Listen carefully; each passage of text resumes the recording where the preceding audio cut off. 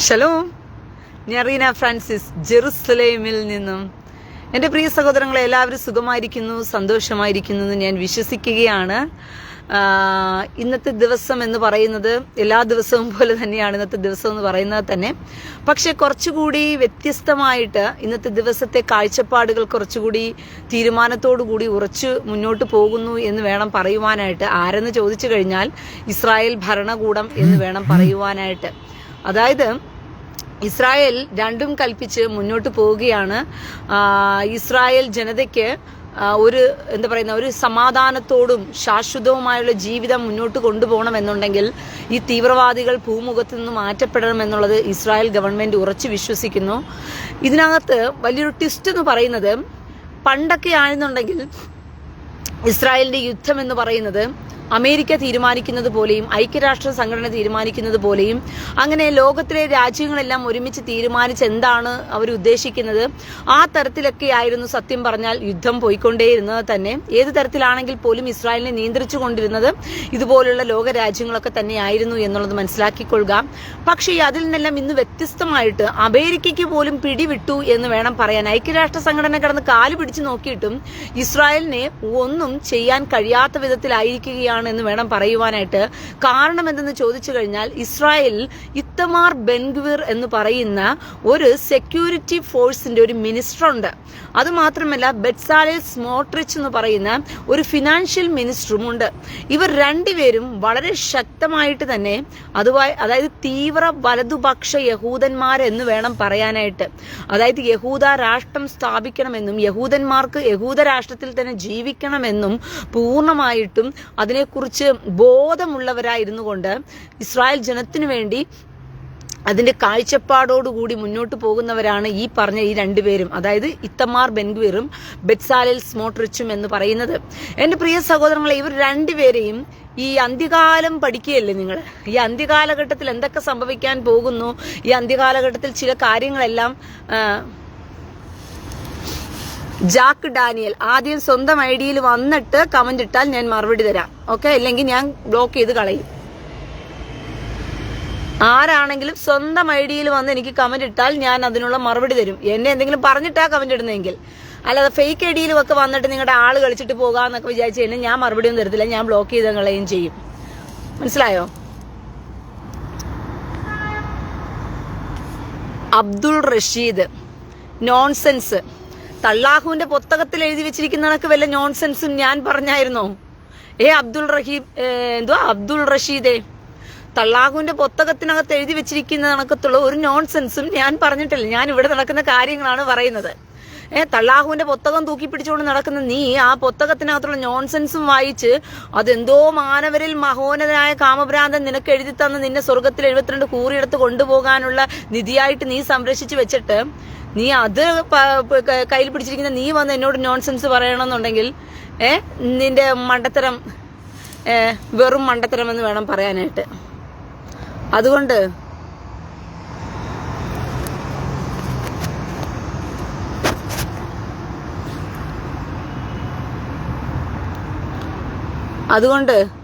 അതൊന്നും ഇങ്ങോട്ട് വന്ന് വിളമ്പണ്ട. മനസ്സിലായോ? അതൊന്നും ഇങ്ങോട്ട് വന്ന് പറയണ്ട. തള്ളാഹുവിന്റെ പുസ്തകത്തിലുള്ള നോൺസെൻസ് ഒന്നും ഇവിടെ എന്റെ അടുത്ത് പറയാൻ നിൽക്കല്ലേ ദയവ് ചെയ്ത്. ആളുകൾക്ക് ഇപ്പോഴേ കാർക്കിച്ച് തുപ്പുക നിന്നെയൊക്കെ നോക്കിയിട്ട്. ലോകം മുഴുവനും ഇന്ന് കാർക്കിച്ച് തുപ്പുക നിന്നെയൊക്കെ നോക്കിയിട്ട്. മനുഷ്യർക്ക് മനസ്സിലായി തുടങ്ങി നീയൊക്കെ ഏത് നോൺസെൻസിലാ ജീവിക്കുന്നതെന്ന് പറഞ്ഞിട്ട്. സീരിയസ് ആയിട്ട് ഞാൻ കാര്യം പറഞ്ഞുകൊണ്ടിരിക്കുമ്പോൾ നോൺസെൻസ് പോലും.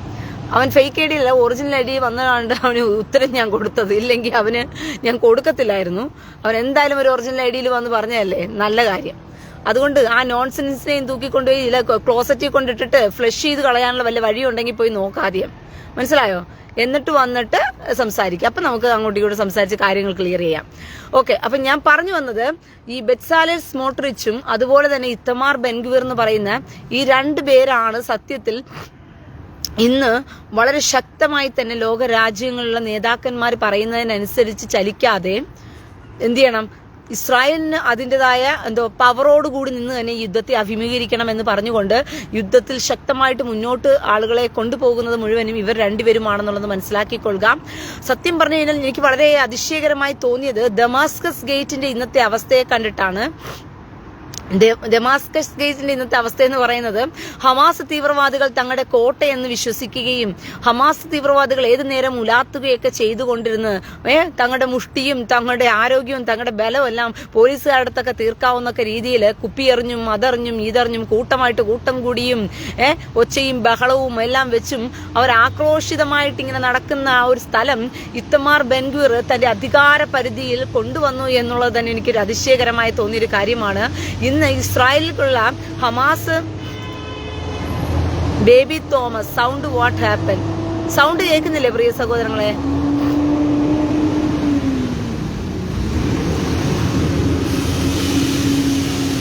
സൗണ്ട് ഉണ്ടോ? ഞാൻ പറയുന്ന കാര്യങ്ങൾ കേൾക്കാൻ പറ്റുന്നുണ്ടോ? ചിലർക്ക് നിങ്ങളുടെയൊക്കെ മൊബൈലുകളിൽ സൗണ്ട് കുറവായിരിക്കും, അതുകൊണ്ടായിരിക്കും ഞാൻ പറയുന്നത് കേൾക്കാൻ നിങ്ങൾക്ക് പറ്റാതെ പോകുന്നത്. നിങ്ങളുടെയൊക്കെ മൊബൈലുകളിൽ സൗണ്ട് ഉണ്ടോ എന്ന് പറഞ്ഞ് ചെക്ക് ചെയ്യുക. ഞാൻ പറയുന്നതിൽ സൗണ്ട് ഉണ്ടോ? ആരെങ്കിലും ഒക്കെ ഒന്ന് കമന്റ് ഇടുവോ? സജിത സജി, ഓക്കെ, സൗണ്ട് ഉണ്ട്. സൗണ്ട് ഉണ്ട് ബ്രദറെ. അപ്പം സൗണ്ട് കുറവാണോ? അയ്യോ, അതെന്താ സൗണ്ട് കുറവാകാൻ കാരണം?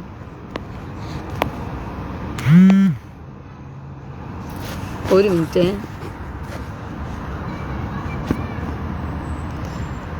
ഉണ്ണികൃഷ്ണൻ കേൾക്കുന്നുണ്ട്.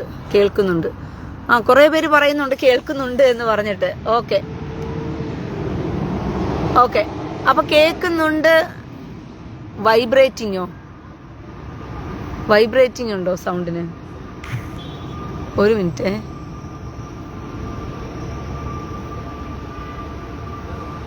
ഞാനൊന്ന് ബ്ലൂടൂത്ത് ഒന്നുകൂടി ഓൺ ആക്കട്ടെ.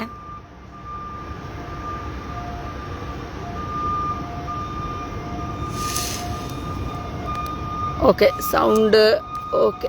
ഇപ്പൊ കേൾക്കാവോ? ഓക്കെ, സൗണ്ട് ഓക്കെയാണ്. അൽഹംദുലില്ലാഹ് സൗണ്ട് ഉണ്ട്. അതൊന്നും അൽഹംദുലില്ലാഹ് അൽഫാം വെന്തില്ലാഹ് സൗണ്ട് ഉണ്ടെന്ന് പറഞ്ഞാൽ അതിലൊരു ഗുണമുണ്ട്.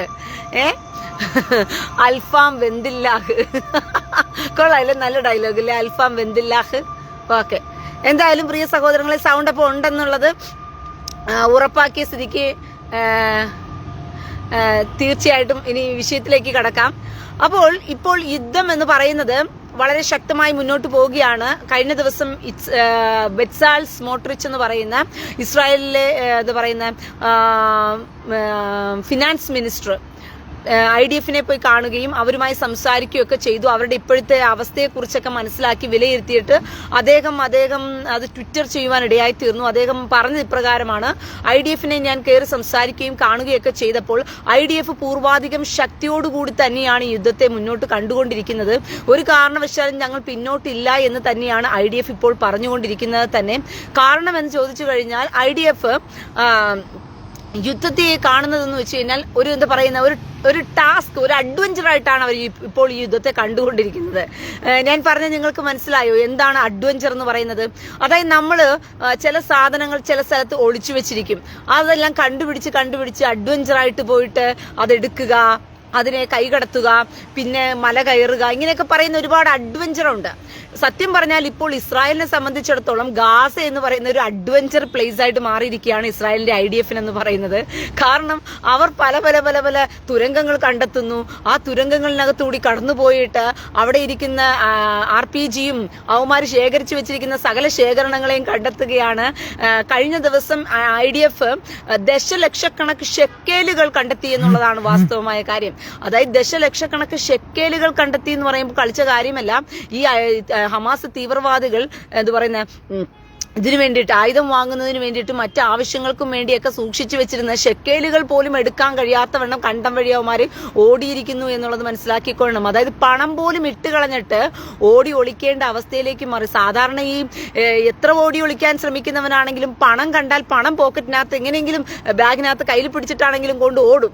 അങ്ങനെയൊക്കെയാണ് സാധാരണ ഗതിയിൽ ചെയ്യുന്നതെന്ന് വേണം പറയാനായിട്ട്. പക്ഷേ ഇവന്മാര് ഇപ്പോൾ പണമെടുക്കണ്ട, തുണ്ടക്കാണും തുണിയെക്കാണും എന്നൊക്കെ പറഞ്ഞാണക്ക്.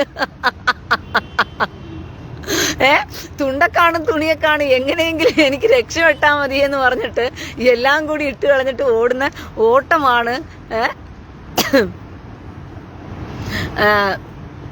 ഓടുന്ന ഓട്ടമാണ് നമുക്കിപ്പോൾ കണ്ടുകൊണ്ടിരിക്കാൻ പറ്റുന്നത് തന്നെ. അപ്പോൾ അതുകൊണ്ട് IDF വളരെ ശക്തമായി തന്നെ എന്ത് ചെയ്യുന്നുണ്ട്, യുദ്ധത്തെ ഒരു അഡ്വഞ്ചറായി കണ്ടുകൊണ്ടാണ് ഇപ്പോൾ ഗാസയിൽ യുദ്ധം ചെയ്തുകൊണ്ടിരിക്കുന്നതെന്ന് വേണം പറയാനായിട്ട്. അത് അവർ കഴിഞ്ഞ ദിവസം ബെറ്റ്സാലേൽ സ്മോട്രിച്ചിനോട് പറയുവാൻ ഇടയായി തീർന്നു. ഞങ്ങൾ ഈ യുദ്ധത്തെ ഒരു അഡ്വഞ്ചറായി തന്നെയാണ് കാണുന്നത്. കാരണം ഹമാസ് തീവ്രവാദികൾ എത്രത്തോളം കുഴിച്ച് തുരപ്പന്മാരെ പോലെ ഇവന്മാര് പോയിട്ടുണ്ടോ അത്രയും കുഴികളെ ഞങ്ങൾ തകർത്ത് എന്ത് ചെയ്യും, ഞങ്ങൾ മുന്നേറും എന്ന് തന്നെയാണ് പറഞ്ഞിരിക്കുന്നത്. അതുകൊണ്ട് തന്നെ വടക്കൻ ഗാസയിലെ മുഴുവൻ പ്രദേശങ്ങളും ഇപ്പോൾ ഇസ്രായേലിന്റെ അണ്ടറിലാണ് എന്നുള്ളത് മനസ്സിലാക്കിക്കൊള്ളുക. ഇനി കുറച്ച് തെക്കൻ ഗാസയിലുള്ള ഹാനി യൂനീസും എന്റെ പേരും മറന്നുപോയില്ല കർത്താവേ, ജനീനും പിന്നെ വേറൊരു സ്ഥലത്തിന്റെ പേരുമുണ്ട്. ഇങ്ങനെ ഈ സ്ഥലങ്ങളെല്ലാം തന്നെ ഏകദേശം ഇസ്രായേൽ അവിടെയുള്ള ജനങ്ങളെല്ലാം കുടിയൊഴിപ്പിച്ച് കഴിഞ്ഞു. ഏകദേശപ്പെട്ടവരെല്ലാം പോയി കഴിഞ്ഞു. ഇപ്പൊ തെക്കൻ ഗാസയുടെ പകുതി പ്രദേശവും ആരുടെ അണ്ടറിലേക്ക് വന്നു കഴിഞ്ഞു, ഇസ്രായേലിന്റെ അണ്ടറിലേക്ക് വന്നു കഴിഞ്ഞു. ഇനി തെക്കൻ ഗാസയിലുള്ള പകുതി കൂടിയേ ഉള്ളൂ. ബാക്കി 3/4 ഭാഗവും ഇസ്രായേൽ പിടിച്ചെടുത്തു എന്നുള്ളതാണ് ഇതിനകത്ത് ഏറ്റവും യുദ്ധം കൊണ്ടുള്ള ഇസ്രായേലിന്റെ ഗുണം എന്ന് പറയുന്നത്. അപ്പോൾ പലരും ചോദിക്കുന്ന ഒരു ചോദ്യമാണ്, ഇവർക്ക് ബന്ധുക്കളെ രക്ഷിക്കുവാൻ കഴിഞ്ഞോ എന്നാണ് ചോദിച്ചുകൊണ്ടിരിക്കുന്നത്. എന്റെ പ്രിയ സഹോദരങ്ങളെ, ബന്ദികളെ രക്ഷിക്കുക എന്ന് പറഞ്ഞു കഴിഞ്ഞാൽ ഈ ബന്ദികളെ കൊണ്ട് പാർപ്പിച്ചിരിക്കുന്നത് എവിടെയാണ്? ബന്ദികളെ കൊണ്ട് പാർപ്പിച്ചിരിക്കുന്നതെന്ന് പറയുന്നത് ഈ തീവ്രവാദികളുടെ കൂട്ടത്തിലല്ല, പിന്നെയോ ഈ സിവിലിയൻസിന്റെ ഇടയിൽ കൊണ്ടുപോയി അവരുടെ ഇടയിലുള്ള അണ്ടർഗ്രൗണ്ട് തുരങ്കങ്ങളിലാണ് ബന്ദികളെ കൊണ്ട് പാർപ്പിച്ചിരിക്കുന്നത്. അപ്പോൾ 20-25 ലക്ഷം വരുന്ന സിവിലിയൻസിന്റെ ഇടയിലൊക്കെ IDF-ന് പോയി അവരെ തപ്പിയെടുത്തുകൊണ്ട് വരിക എന്ന് പറയുന്നത് ബുദ്ധിമുട്ടുള്ള കാര്യം തന്നെയാണ്. മനസ്സിലാകുന്നുണ്ടോ? സിവിലിയൻസിന്റെ ഇടയിലാണ് പാർപ്പിച്ചു വെച്ചിരിക്കുന്നത്. അല്ലാതെ ഈ ഹമാസ് തീവ്രവാദികൾ പോരാളികളെ പോലുള്ള ഒരു പോരാട്ടമോ ഒന്നും അല്ല ചെയ്തിരിക്കുന്നത്. ഇവർ ചെയ്തിരിക്കുന്ന വെറും ശിഖണ്ഡി പരിപാടിയാണ്. അതായത് ആണും പെണ്ണും കെട്ടവന്മാർ ചെയ്യുന്ന ഒരു തേർഡ് റേറ്റ് കളിയാണ് കളിച്ചുകൊണ്ടിരിക്കുന്നതെന്ന് വേണം പറയുവാനായിട്ട്. അങ്ങനത്തെ ഒരു കളിയിലാണ് ഹമാസ് തീവ്രവാദികൾ പോകുന്നത് തന്നെ. അതുകൊണ്ട് തന്നെ ഇസ്രായേൽ രണ്ടും കൽപ്പിച്ച് ഞങ്ങൾക്കിപ്പോ കുറെ സിവിലിയൻസിന് നഷ്ടപ്പെട്ടു. അതായത് ഇസ്രായേലിൽ തന്നെ 1500ഓളം വരുന്ന സിവിലിയൻസിനെ ഇസ്രായേലിന് നഷ്ടപ്പെട്ടു. ഹമാസ് തീവ്രവാദികൾ 7-ാം തീയതി ഇസ്രായേൽ നുഴഞ്ഞു കയറിയപ്പോൾ തന്നെ 1500ഓളം വരുന്നവരെ കൊന്നൊടുക്കി. അപ്പോൾ ആ കൂട്ടത്തിൽ അത്രയും പേരെ നഷ്ടപ്പെട്ടു. ഈ കൂട്ടത്തിൽ ഇത്രയും പേരെ നഷ്ടപ്പെടുത്തിയ കൂട്ടത്തിൽ തന്നെ ഇവർ പിടിച്ചുകൊണ്ടുപോയ ബന്ദികളെ മാത്രം മുൻനിർത്തിക്കൊണ്ട് അവരെ തിരിച്ചു കിട്ടണം എന്നുള്ള രീതിയിൽ ഇസ്രായേൽ മുന്നോട്ട് പോയി കഴിഞ്ഞാൽ പിന്നെ ഇസ്രായേലിന് ഒരിക്കലും ഈ ഹമാസ് തീവ്രവാദികളുടെ ഈ വൃത്തികെട്ട യുദ്ധത്തിൽ നിന്നും, യുദ്ധത്തിന്റെ തന്ത്രത്തിൽ, ഇത് യുദ്ധമെന്നൊന്നും പറയാൻ പറ്റത്തില്ല, ഇവന്മാരുടെ വൃത്തികെട്ട തന്ത്രത്തിൽ നിന്നൊന്നും ഇസ്രായേലിന് പിന്നെ ഊരിപ്പോരാൻ പറ്റാത്ത വിധത്തിലായി പോകും. മനസ്സിലായോ ഞാൻ പറഞ്ഞത്? അതായത് ഇസ്രായേലിനെ മുഴുവനെയും മുച്ചൂട് മുടിക്കണം എന്ന ലക്ഷ്യത്തോടു കൂടിയാണ് ഈ ഹമാസ് തീവ്രവാദികൾ എന്ത് ചെയ്യുന്നത്, ഇപ്പോൾ യുദ്ധവുമായിട്ട് മുന്നോട്ട് പോയിക്കൊണ്ടിരിക്കുന്നത് തന്നെ. അപ്പോൾ ഇസ്രായേൽ ഈ ഹമാസ് തീവ്രവാദികളെ മുച്ചൂട് മുടിക്കണം എന്നുള്ള താല്പര്യത്തോടു കൂടി മുന്നോട്ട് പോകുമ്പോൾ ഇസ്രായേലിനെ മുഴുവനായിട്ട് മുടിച്ചു കളയണമെന്നാണ് ലോകത്തിലുള്ള സകല മുസൽമാനും ചിന്തിച്ചു വെച്ചുകൊണ്ടിരിക്കുന്നത്. അവർക്ക് മുഴുവനും ഇസ്രായേലിനെ തീർത്ത് കളയണം. ഇസ്രായേലിനോടുള്ള പക ഇന്നും ഇന്നലെയും തുടങ്ങിയതല്ല പ്രിയ സഹോദരങ്ങൾ. 1948 ഇസ്രായേൽ ഇവിടെ വന്നതിന് ശേഷം, അതായത് 1948 ഇസ്രായേൽ ജനം, യഹൂദന്മാര് ഇസ്രായേൽ വന്നതിന് ശേഷം തുടങ്ങിയ ഇവന്മാരുടെ പകയല്ല ഈ പക എന്നുള്ളത് നിങ്ങൾ മനസ്സിലാക്കിക്കൊള്ളണം. ഈ പക എന്ന് പറയുന്നത് എന്ന് തള്ളാകൂന്ന് പറയുന്ന ഒരു കാമദേവൻ മുഹമ്മദ് എന്ന് പറയുന്ന ഒരു കാമഭ്രാന്തനിലൂടെ ഇസ്രായേലിനെ കൊന്നൊടുക്കണമെന്ന് പറഞ്ഞു വെച്ചോ അന്ന് തുടങ്ങിയ പകയാണ് ഇവന്മാരുടെ പക എന്ന് പറയുന്നത്.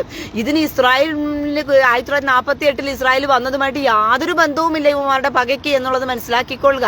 പക്ഷേ ചുമ്മാ ഒരു രസത്തിന് പറഞ്ഞു തള്ളുകയാണ്, ഞങ്ങൾക്ക് അധിനിവേശ കുടിയേറ്റക്കാരായ ഇസ്രായേലിനെ തകർക്കണം എന്നൊരു തള്ളി വെക്കുകയാണെന്ന് വേണം പറയുവാനായിട്ട്.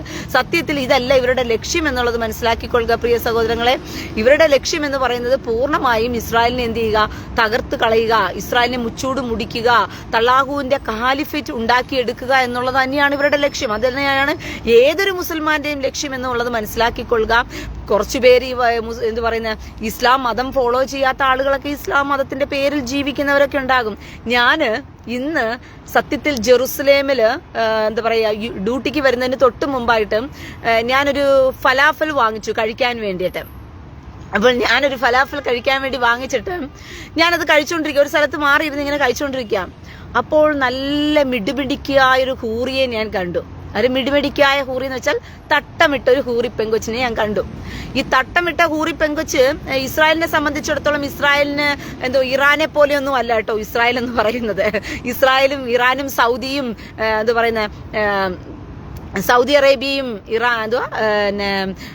കുവൈറ്റും ഖത്തറും എന്ന് പറയുന്ന അറബ് രാഷ്ട്രങ്ങളെ പോലെയൊന്നുമല്ല ഇസ്രായേലില് ജനാധിപത്യ വ്യവസ്ഥയിൽ നിലനിൽക്കുന്നത് കൊണ്ട് തന്നെ മുസ്ലിങ്ങൾക്കാണെങ്കിലും ശരി, യഹൂദന്മാർക്കാണെങ്കിലും ശരി, ആർക്കാണെങ്കിലും ശരി, അവർക്ക് സ്വാതന്ത്ര്യത്തോടു കൂടി എന്ത് ചെയ്യാൻ പറ്റും, ജീവിക്കാനുള്ള എല്ലാ അനുവാദവും ഇവിടെ ഉണ്ട്. അതിൽ തട്ടമിട്ടില്ല, പർദ്ദയിട്ടില്ല എന്ന് പറഞ്ഞുകൊണ്ടെന്നുള്ള ശരീഅത്ത് നിയമം ഒന്നും ഇസ്രായേലിൽ നടപ്പാക്കാൻ പറ്റത്തില്ല. ഇസ്രായേലില് ഇവിടെ തട്ടമിട്ടില്ലെന്നുള്ള പേര് പറഞ്ഞുകൊണ്ടോ അല്ലെങ്കിൽ ഇവിടെ പർദ്ദയിട്ടില്ലെന്ന് പറഞ്ഞുകൊണ്ടോ ഏതെങ്കിലും ഒരുത്തൻ ശരീഅത്ത് നിയമവും എടുത്തുകൊണ്ട് വന്നിട്ട് ഇസ്രായേലിലുള്ള ഏതെങ്കിലും ഒരു മുസ്ലിം പെൺകുട്ടിയുടെ മേൽ ആക്രമണം അഴിച്ചു വിട്ടു കഴിഞ്ഞാൽ ഇസ്രായേൽ ജനാധിപത്യ വ്യവസ്ഥയിൽ എന്ത് ചെയ്യും, അവന് തക്കതായ ശിക്ഷ വിധിക്കും എന്നുള്ളത് മനസ്സിലാക്കിക്കൊള്ളുക. സ്ത്രീകളെ ഹറാസ് ചെയ്യാൻ ഇസ്രായേൽ പറ്റില്ല എന്നുള്ളതാണ് ഏറ്റവും പ്രധാനപ്പെട്ട ലോ എന്നുള്ളത് മനസ്സിലാക്കിക്കൊള്ളുക. അതുകൊണ്ട് തന്നെ ഇസ്രായേൽ താമസിക്കുന്ന തട്ടമിട്ട നമ്മുടെ അപ്പിക്കുപ്പായത്തിൽ കിടക്കുന്ന പെണ്ണുങ്ങളാണെങ്കിലും ശരി, അല്ലാത്തവരാണെങ്കിലൊക്കെ ശരി, അവർ ഭയങ്കര സ്വാതന്ത്ര്യത്തോടു കൂടി അവർക്ക് കിട്ടിയ അവരുടെ ഇഷ്ടത്തിനനുസരിച്ചാണ് അവർ ജീവിക്കുന്നത്. അപ്പോൾ ഞാൻ ഇങ്ങനെ ഈ ഫലാഫലും കഴിച്ചുകൊണ്ടിരിക്കുകയാണ്. അവിടെ ഫലാഫൽ കഴിച്ചുകൊണ്ടിരിക്കുമ്പോൾ ഞാൻ നോക്കുമ്പം കുറെ ഇസ്ലാമിക ആൾക്കാരെല്ലാം കൂട്ടമായിട്ട് അപ്പുറത്തെ സൈഡിൽ ഇരിപ്പുണ്ട്. ഇപ്പുറത്തെ സൈഡിൽ ഒരു പെങ്കൊച്ചു ഒറ്റയ്ക്ക് വന്ന് ഇപ്പുറത്ത് മാറി നിൽക്കുകയാണ്. ആ കുടുംബത്തിലുള്ളവൾ തന്നെയാണ്, പക്ഷെ അവൾ ഇപ്പുറത്ത് വന്ന് മാറി നിൽക്കുകയാണ്. ജീൻസ് പാന്റും ടോപ്പും ആണ് ഇട്ടിരിക്കുന്നത്. നല്ല അടക്കമൊതുക്കുള്ള വസ്ത്രം തന്നെയാണ് ഇട്ടിരിക്കുന്നത്. ജീൻസ് പാന്റും ടോപ്പുന്നേ ഉള്ളൂ. പക്ഷെ തട്ടമൊക്കെ ഇട്ട് നല്ല ഒരുങ്ങി സുന്ദരിയായിട്ടൊക്കെയാണ് നിൽക്കുന്നത്. അപ്പോൾ അവൾ നടന്നു വരുന്നത് കണ്ടപ്പോഴേ എനിക്ക് എന്തോ ഒരു പന്തികേട് അപ്പോഴേ തോന്നി. ഈ നടന്നു വരുന്നതിൽ തന്നെ എന്തോ സംതിങ് ആണെന്ന് പറഞ്ഞു. നോക്കിയപ്പോൾ നല്ല വൃത്തിയാണ് മോള് സിഗരറ്റൊക്കെ എടുത്ത് വെച്ചിട്ട് നല്ല വൃത്തിയാണ് വലിക്കുന്നുണ്ട്. ഞാൻ നല്ല വീഡിയോ എടുത്ത് വെച്ചിട്ടുണ്ട്. അതിന് ഞാനൊരു വീഡിയോ പോസ്റ്റ് ചെയ്യുന്നുണ്ട്. എങ്ങോട്ടാ? നമ്മുടെ ഹൂറികൾ, ഇതുപോലുള്ള ഹൂറികളെയാണ് സ്വർഗത്തിൽ എന്ത് ചെയ്യുന്നത്, തള്ളാഹു ആലിംഗനം ചെയ്ത് വിളിച്ചു വരുത്തിക്കൊണ്ടേയിരിക്കുന്നത്. ഇതുപോലുള്ള ഒരുപാട് ഹൂറികൾ ഇവിടെ ഉണ്ട്.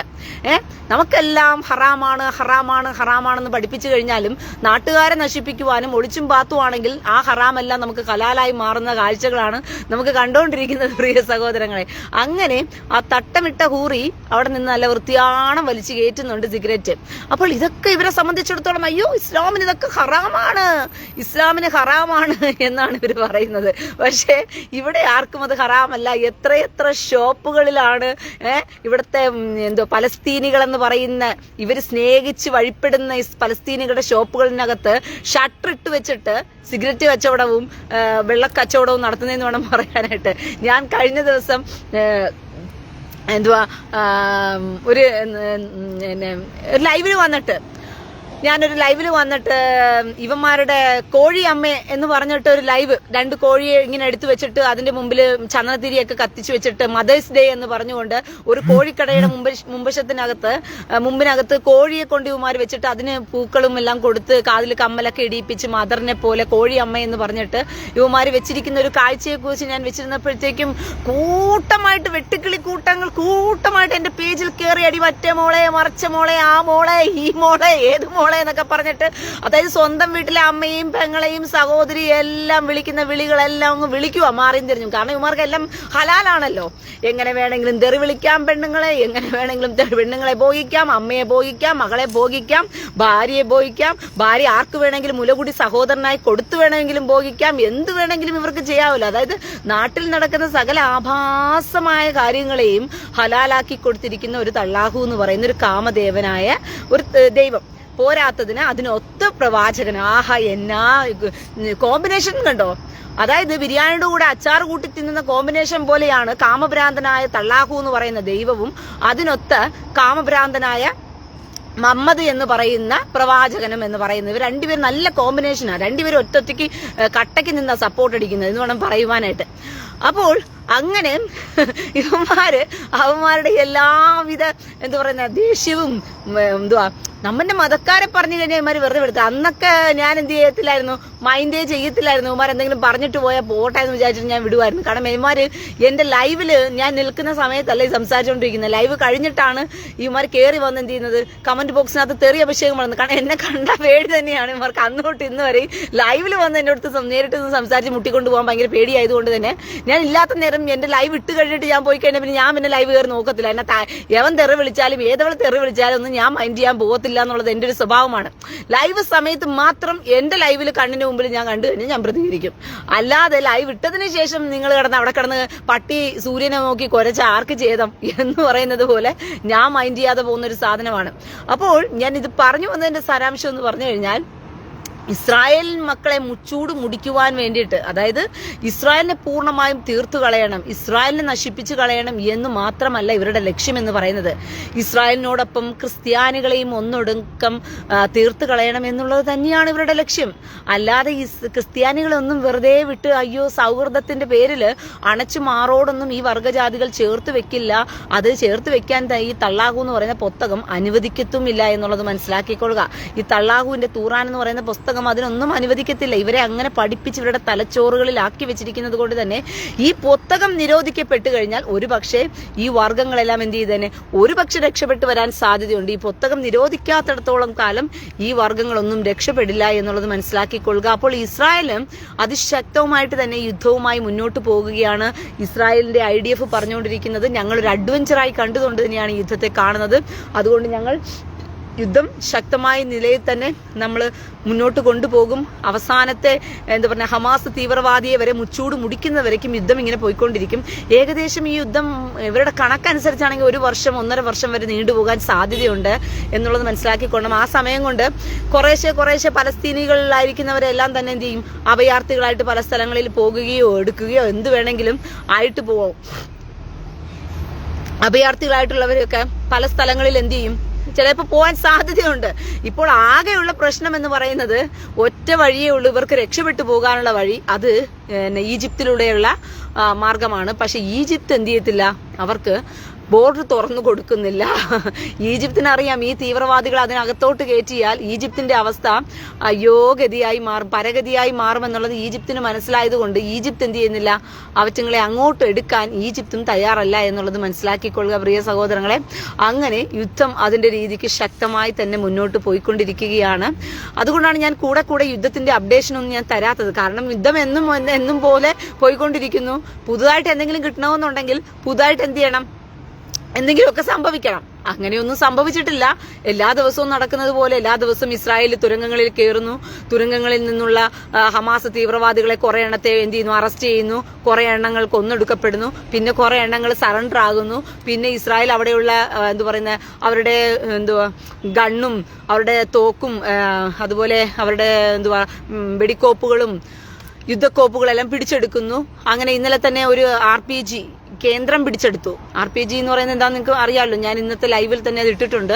ഒരു റോക്കറ്റ് ലോഞ്ചറാണ് RPG എന്ന് പറയുന്നത്. അതാണ് ഇതിനെ നമ്മുടെ ടാങ്കറുകളെല്ലാം തകർക്കാനായിട്ട് അത് വെച്ചാണ് ഉപയോഗിച്ചുകൊണ്ടിരിക്കുന്നത്. അപ്പൊ അതിന്റെയൊക്കെ ഒരു സ്ഥലം, അതിലൊരു കേന്ദ്രം, അതായത് വലിയൊരു ശൃംഖല തന്നെ ഉണ്ടായിരുന്നു. അത് മൊത്തത്തിൽ ഇസ്രായേൽ പിടിച്ചെടുത്തു എന്ന് വേണം പറയുവാനായിട്ട്. അങ്ങനെ ഹമാസ് തീവ്രവാദികളുടെ ആയുധങ്ങൾ ഒരു ഭാഗത്ത് പിടിക്കപ്പെടുന്നു, ഹമാസ് തീവ്രവാദികൾ ഒരു ഭാഗത്ത് പിടിക്കപ്പെടുന്നു.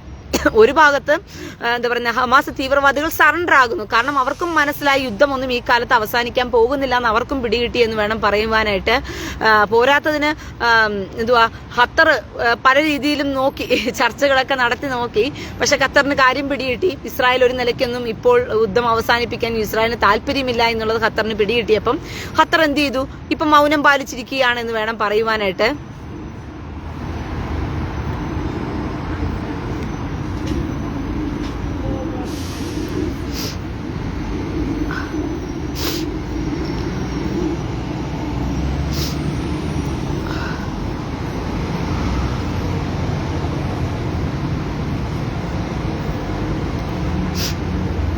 ഹരിദാസ് വഴക്കോട്, ദൈവത്തിന്റെ വചനം പറയുന്നു, മാനസാന്തരപ്പെട്ടില്ല എങ്കിൽ നിങ്ങൾ ഇങ്ങനെ തന്നെ നശിച്ചു പോകും.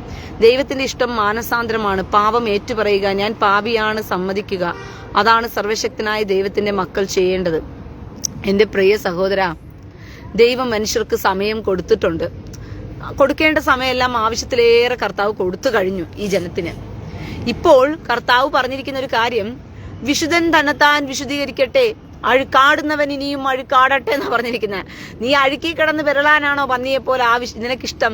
പോയി കിടന്ന് അഴുക്കിനകത്ത് കിടന്ന് വിരണ്ടോ മരണ്ടോ ചുരുണ്ടോ എങ്ങനെ വേണമെങ്കിലും നീ കിടന്നോ എന്ന് തന്നെയാണ് പറഞ്ഞിരിക്കുന്നത്. മനസ്സിലായോ? വിശുദ്ധൻ തന്നെത്താൻ വിശുദ്ധീകരിക്കട്ടെ. മാനസാന്തരപ്പെട്ട് കർത്താവിന്റെ വരവിനെ കാത്തിരിക്കുന്ന ആരെങ്കിലും ഉണ്ടെങ്കിൽ അവർ കൂടുതൽ കൂടുതൽ കൂടുതൽ എന്ത് ചെയ്യണം? വചന സത്യങ്ങളെ മനസ്സിലാക്കിക്കൊണ്ട് പാമ്പിനെ പോലെ ബുദ്ധിയുള്ളവരായി ലോകത്തിൽ നടക്കുന്ന കാര്യങ്ങളെല്ലാം വീക്ഷിച്ചുകൊണ്ട് മുന്നോട്ട് പോയിട്ട് തങ്ങളുടെ വിശ്വാസത്തിന് വേണ്ടിയുള്ളത് എന്ത് ചെയ്യണം? കരുതിക്കൊള്ളണം എന്നുള്ളത് തന്നെയാണ്. മാനസാന്തരപ്പെടാനൊന്നും ഇനി കർത്താവ് അവസരം കൊടുക്കത്തൊന്നുമില്ല ഈ വെറ്റുങ്ങൾക്കൊന്നും. ഇനി അവസരം പോയി. മാനസാന്തരപ്പെടാനുള്ള അവസരങ്ങളൊക്കെ തീർന്നു. കർത്താവ് കൊടുക്കേണ്ട സമയങ്ങളെല്ലാം കൊടുത്തു കഴിഞ്ഞു. ഒരുപാട് കർത്താവ് കൊടുത്തു കഴിഞ്ഞു.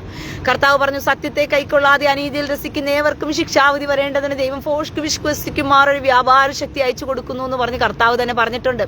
ഞാൻ ഈ ദിവസങ്ങളിലെല്ലാം കാറിക്കൂവി വിളിച്ചുകൂവി സത്യം പറഞ്ഞു കൊടുത്തിട്ട് ഈ പാസ്റ്റർമാരെന്ന് പറയുന്ന ഈ പൊട്ടന്മാരുടെ കീഴേ പോയി കിടക്കുന്നവരെ എല്ലാവരോടെല്ലാം ഇത് അപകടം പിടിച്ച പണിയാണ്, നിങ്ങൾ ഇവരുടെ വാക്കുകൾ കേട്ട് കഴിഞ്ഞാൽ നിങ്ങൾ അപകടത്തിലേക്ക് പോകുമെന്നൊക്കെ വിളിച്ചു പറഞ്ഞപ്പം അപ്പൊ റീനയെ കണ്ണെടുത്താ കണ്ടൂടാ. റീന അപ്പൊ അവർക്ക് എല്ലാവർക്കും വലിയ ശത്രുവായി മാറിക്കഴിഞ്ഞു. അതുകൊണ്ട് റീനയെ പച്ചയ്ക്ക് തെറി വിളിക്കാനായിട്ട് ഈ സുഡാപ്പി തീവ്രവാദികളെക്കാളും വളരെ ഭക്തിമൂത്ത ഭ്രാന്തന്മാരായിട്ട് പാസ്റ്റർ പൊട്ടന്മാരുടെ കൂട്ടരെല്ലാം വന്നിട്ടുണ്ട് എന്നെ തെറി വിളിക്കാൻ വേണ്ടിയിട്ട്. അങ്ങനെ കുറെ എണ്ണങ്ങളെല്ലാം എന്ത് ചെയ്യുന്നു? വന്നു കിടന്ന് എന്നെ വൃത്തിയോണം തെറി വിളിക്കാൻ ശ്രമിച്ചുകൊണ്ടിരിക്കുകയും ചെയ്യുന്നു. പച്ചയ്ക്കാണ് കേട്ടോ തെറി വിളിക്കുന്നത്. അതിനേക്കാൾ രസം അതാണ്. പാസ്റ്റിനെ പറയുമ്പോഴത്തേക്കും കൊണ്ടുകയറുന്ന വർഗങ്ങളാണ് ഇതൊക്കെ. അപ്പൊ ഞാൻ ചിന്തിക്കുന്നത് എന്താണെന്നറിയാമോ? ദൈവത്തിന് വേണ്ടാത്ത ഇതിനെയൊക്കെ ഞാൻ പോയി മാനസാന്തരപ്പെടുത്തിയിട്ട് എന്ത് നേടാനായിട്ടാ? ദൈവത്തിന് വേണ്ടാത്തത് കൊണ്ടാണല്ലോ ഈ വിറ്റുങ്ങളൊന്നും ഈ സത്യം കൈക്കൊള്ളാത്ത. ഇല്ലെങ്കിൽ കാര്യം മനസ്സിലാക്കി ബോധ്യപ്പെട്ട് എന്ത് ചെയ്തേനെ? മനസ്സിലാക്കി അങ്ങ് മാനസാന്തരപ്പെട്ടേനെ സ്വയം. അയ്യോ ശരിയായിരിക്കും, ഈ പറയുന്നതിനകത്ത് എന്തോ ഒരു സത്യമുണ്ട്. ഞാൻ കഴിഞ്ഞ ദിവസം ദശാംശത്തെ കുറിച്ച് സംസാരിച്ചപ്പോഴത്തേക്കും ഞാൻ പറഞ്ഞു, ദശാംശം എന്ന് പറയുന്ന ഒരു കാരണവശാലും നിങ്ങൾ എന്ത് ചെയ്യരുത്, കൊടുക്കരുത് എന്ന് പറഞ്ഞപ്പോഴത്തേക്കും ഒരുത്തൻ കമന്റ് ഇട്ട് വെച്ചിരിക്കുകയാണേ, പഴയ നിയമത്തിൽ ദശാംശം കൊടുക്കരുതെന്നേ പറഞ്ഞിട്ടുള്ളൂ, പക്ഷെ പുതിയ നിയമത്തിൽ ഓഹരി കൊടുക്കാനാണ് പറഞ്ഞിരിക്കുന്നത്. അപ്പൊ ഇങ്ങനെയും പൊട്ടന്മാര് നമ്മുടെ സമൂഹത്തിൽ ഉണ്ട് എന്നുള്ളതാണ് വാസ്തവമായ കാര്യം. ഓഹരി എന്നുള്ളൊരു പദം പുതിയ നിയമത്തിൽ ഇല്ല. മനസ്സിലായോ? ഈ പാസ്റ്റർമാര് ഓഹരി എന്ന, അതായത് കമ്മ്യൂണിക്കേഷൻ എന്നുള്ള പദത്തെ കിനോനിത്തോ എന്ന് പറയുന്ന ഒരു ഗ്രീക്ക് പദമാണ് അവിടെ എഴുതിയിരിക്കുന്നത്. പഠിക്കുന്നവനെല്ലാ നല്ല കാര്യങ്ങളിലും പഠിപ്പിക്കുന്നവനുമായിട്ട് കിനോനിത്തോ ആശയവിനിമയം നടത്തണം എന്നാണ് ബൈബിളിൽ എഴുതി വെച്ചിരിക്കുന്നത്. പക്ഷേ പഠിപ്പിക്കുന്നവൻ എല്ലാ നല്ല കാര്യങ്ങളിലും ഓഹരി കൊടുക്കണം എന്ന് പറഞ്ഞിട്ട് പുസ്തകത്തിനകത്ത് ട്രാൻസ്ലേറ്റ് ചെയ്ത് വെച്ചിരിക്കുക. മനസ്സിലായോ? എന്തിനാ? പിഴിയണ്ടേ? അപ്പൊ ബൈബിള് പോലും നമ്മൾ തിരുത്തി എന്ത് ചെയ്യും? കാശ് അടിച്ചു മാറ്റും. ഇതാണ് ഇപ്പോഴത്തെ അവസ്ഥ എന്ന് പറയുന്നത്. നമ്മൾ ബൈബിൾ വാക്യം പോലും തിരുത്തിയാണെങ്കിലും നമ്മൾ എന്ത് ചെയ്യും? അവന്റെ പോക്കറ്റിൽ നിന്നും അടിച്ചു മാറ്റും. പാസ്റ്റർമാര് പറയും, ദശാംശം തരണ്ട മക്കളെ, നിങ്ങൾ ദശാംശമൊന്നും തരാൻ നിൽക്കണ്ട. പക്ഷെ ബൈബിളിൽ പറയുന്നു നീ ഓഹരി കൊടുക്കണം. ഓഹരി ദശാംശത്തെക്കാളും കൂടിയതാണ്, കട്ടിയാണ്. എന്താണെന്നറിയത്തില്ല നിങ്ങൾക്കത്? അതായത് ഇവര് പാസ്റ്റർമാരിപ്പം യേശു ക്രിസ്തു ആകുകയാണ്, യഹോശമശികയാകുകയാണ് പാസ്റ്റർമാരെല്ലാം കൂടി ചേർന്ന്. സ്ത്രീയെ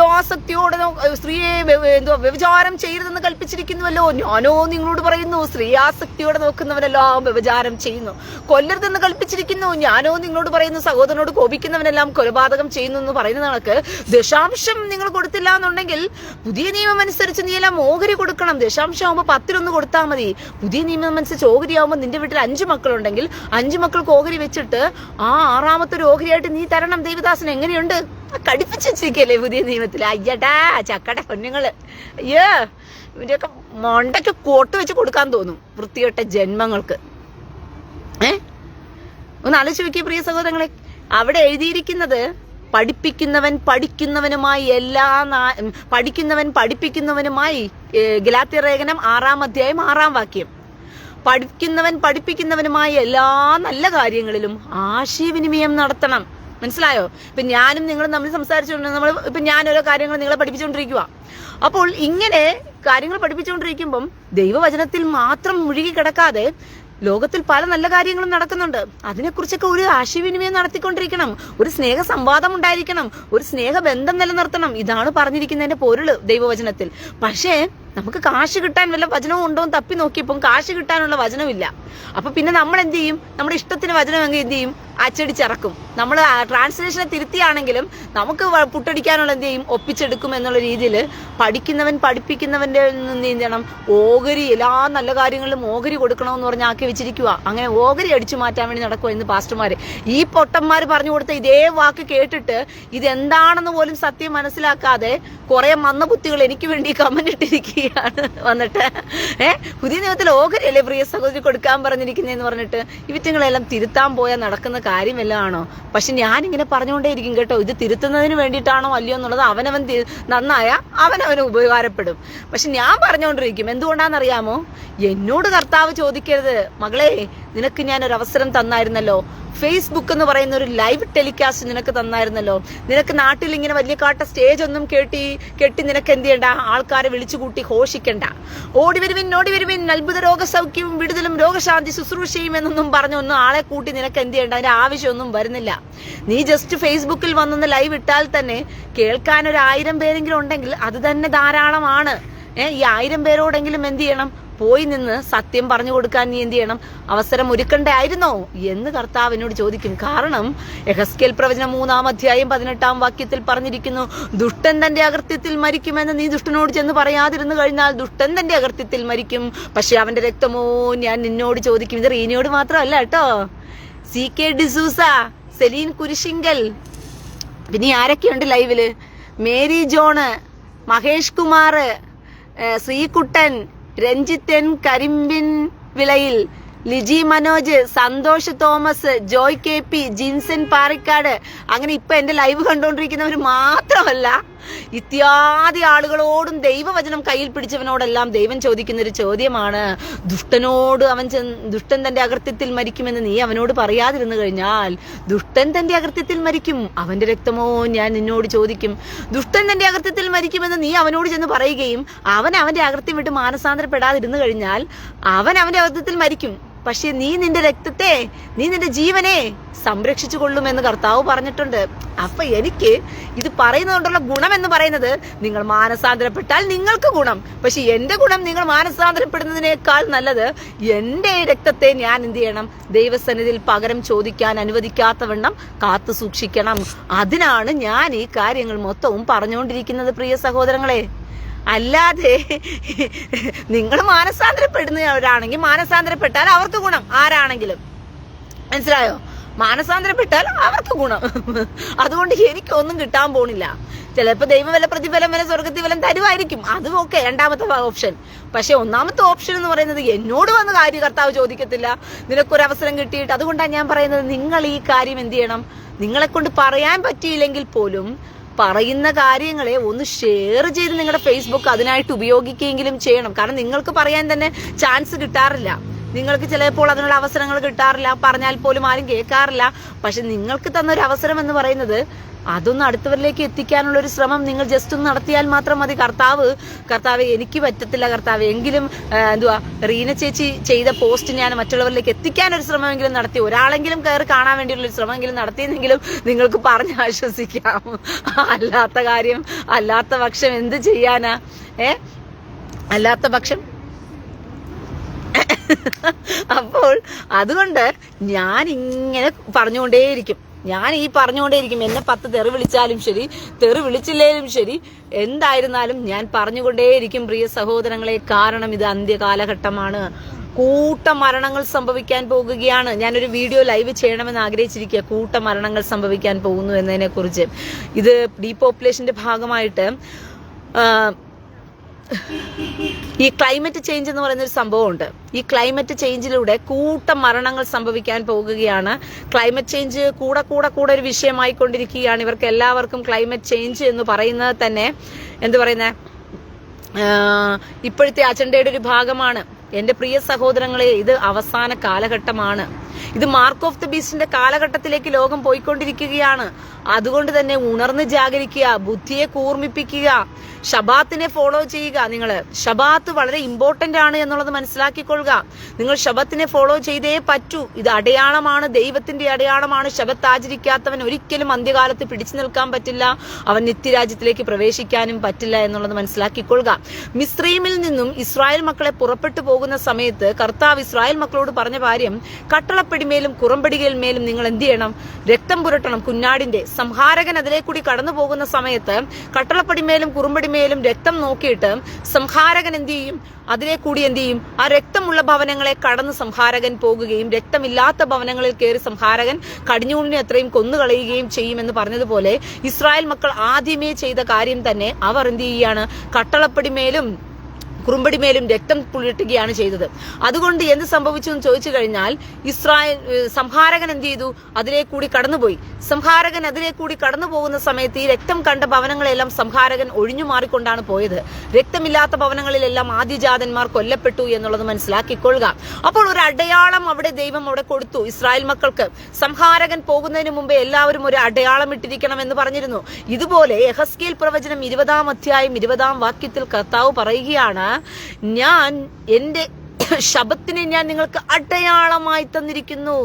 ശബത്തിനെ ഞാൻ എങ്ങനെയാ തന്നിരിക്കുന്നത്? അടയാളമായി തന്നിരിക്കുന്നു.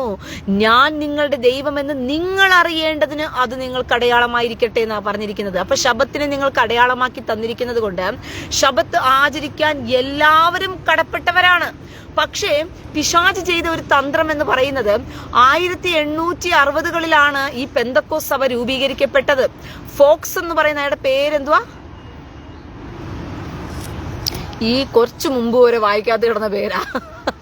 അയ്യോ, ആരെങ്കിലും അയാളുടെ പേര്, ഈ പെന്തക്കോസ് സഭ ഉണ്ടാക്കിയവന്റെ പേര് ആരെങ്കിലും അറിയാമെങ്കിൽ ഒന്ന് കമന്റ് ചെയ്തിട്ടേക്കണം പ്രിയ സഹോദരങ്ങൾ. ഇല്ലെങ്കിൽ ഞാൻ പിന്നീട് അടുത്ത ലൈവിൽ വരുമ്പോൾ അത് പറഞ്ഞേക്കാം. അയാളുടെ പേര്, അവന്റെ പേര് അവന്റെ തുമ്പത്ത് കിടക്കുന്നു, ചാടി പോന്നുമില്ല. ഈ ഇംഗ്ലീഷുകാരുടെയൊക്കെ പേരൊരു വല്ലാത്ത പേരാ. ഓക്കെ,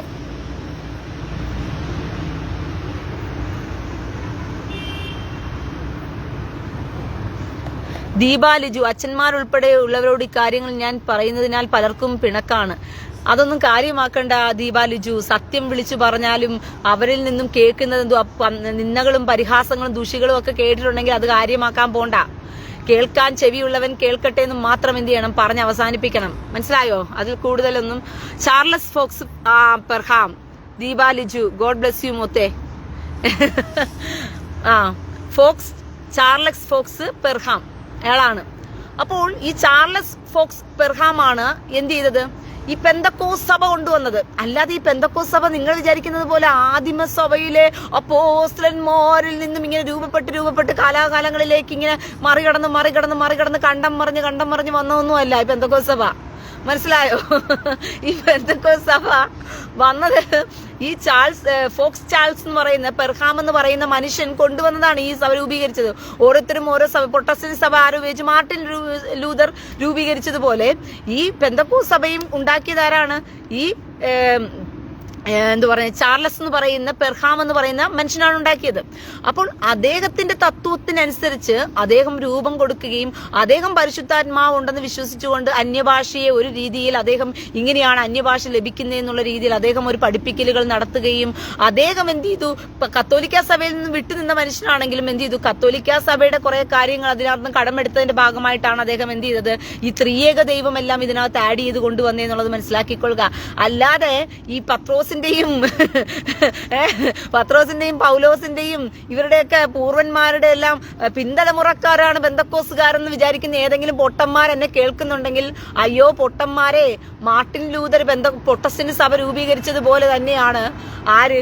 ഈ ചാൾസ് പെർഹാം എന്ന് പറയുന്ന മനുഷ്യനും രൂപീകരിച്ച ഒരു സഭയാണ് ഈ പെന്തക്കോസ് സഭ എന്ന് പറഞ്ഞ. അതിനകത്ത് കുങ്ങിക്കിടന്നിട്ടാ പറയുന്നത് ഇതിൽ കൂടി മാത്രമേ അങ്ങ് സ്വർഗത്തിൽ പോകാൻ പറ്റത്തോളം എന്ന് പറഞ്ഞ് പഠിപ്പിച്ചു വെച്ചിരിക്കുന്ന എല്ലാവന്മാരും ഇതുപോലെ തുടങ്ങി വെക്കും. ഏതെങ്കിലും ഒരെണ്ണം തുടങ്ങി വെക്കുന്ന നല്ല ഉദ്ദേശത്തോടെ ആയിരിക്കും തുടങ്ങി വെക്കുന്നത്.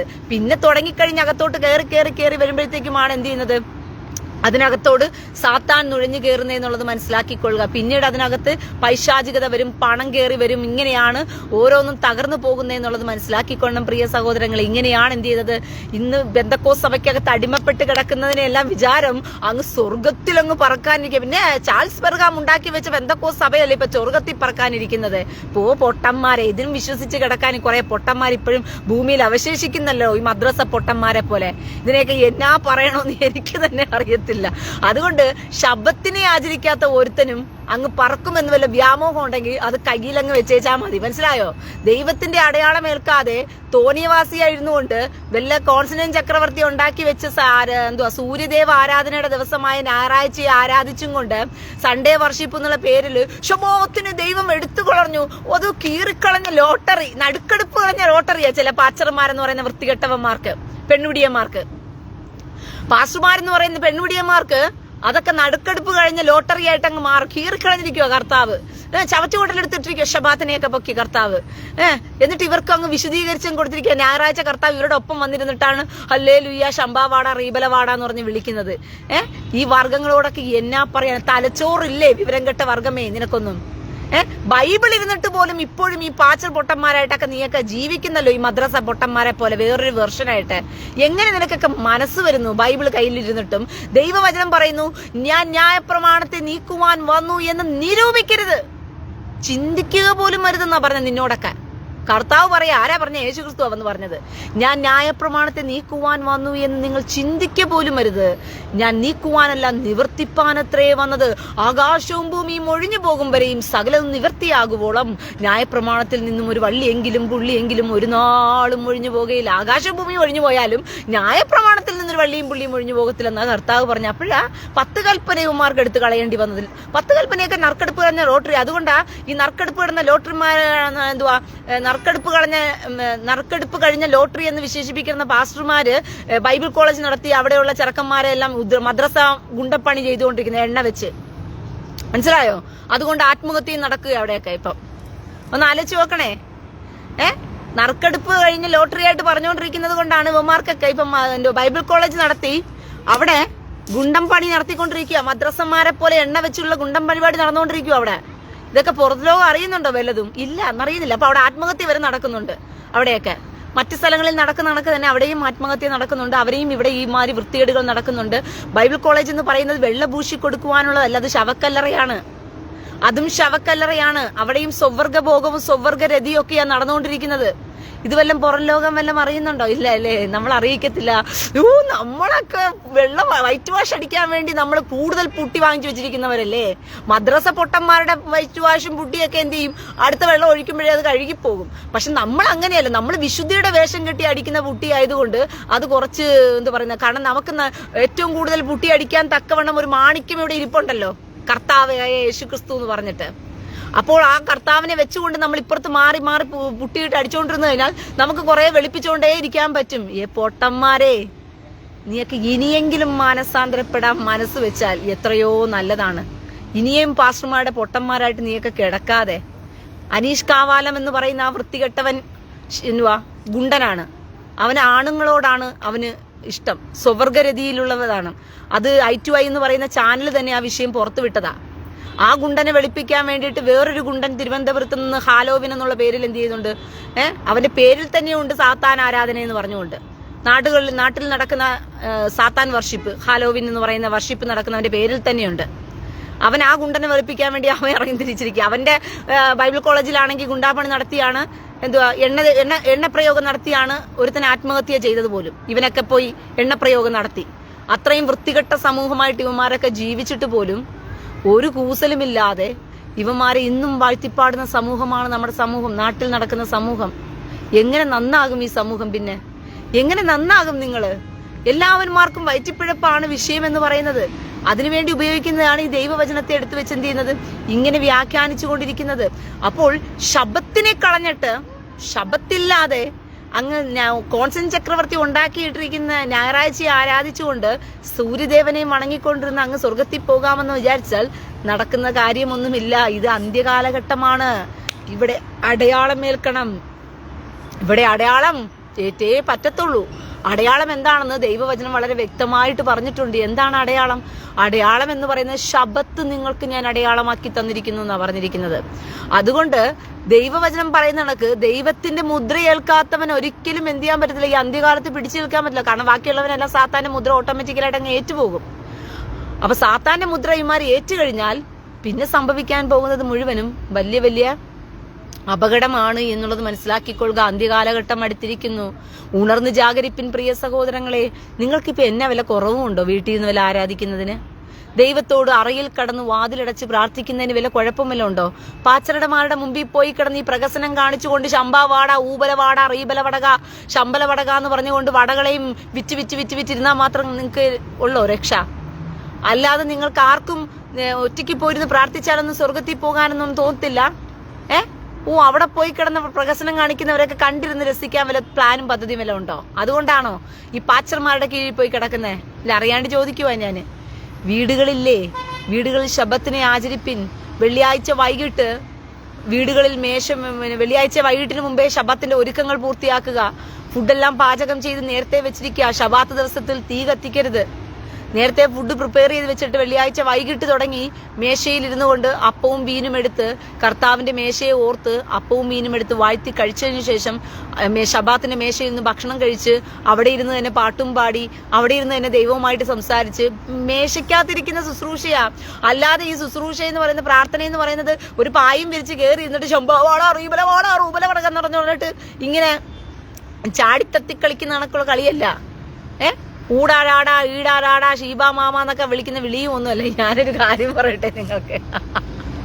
ഞാനൊരിക്കൽ ഒരു പ്ലേസിൽ ഒരു സ്ഥലത്ത്, എറണാകുളത്ത് ഒരു സ്ഥലത്താ ഒരു മീറ്റിംഗ് ഉണ്ടായിരുന്നു. 40 ദിവസത്തെ മീറ്റിംഗ് ഉണ്ടായിരുന്നു. അപ്പൊ ഞാൻ ഒരിക്കലും പോകാൻ ആഗ്രഹിക്കാത്തൊരു മീറ്റിംഗ് ആണ്. എനിക്ക് പോകണ്ട എന്ന് പറഞ്ഞിട്ടും അലക്സും നിർബന്ധിച്ചു.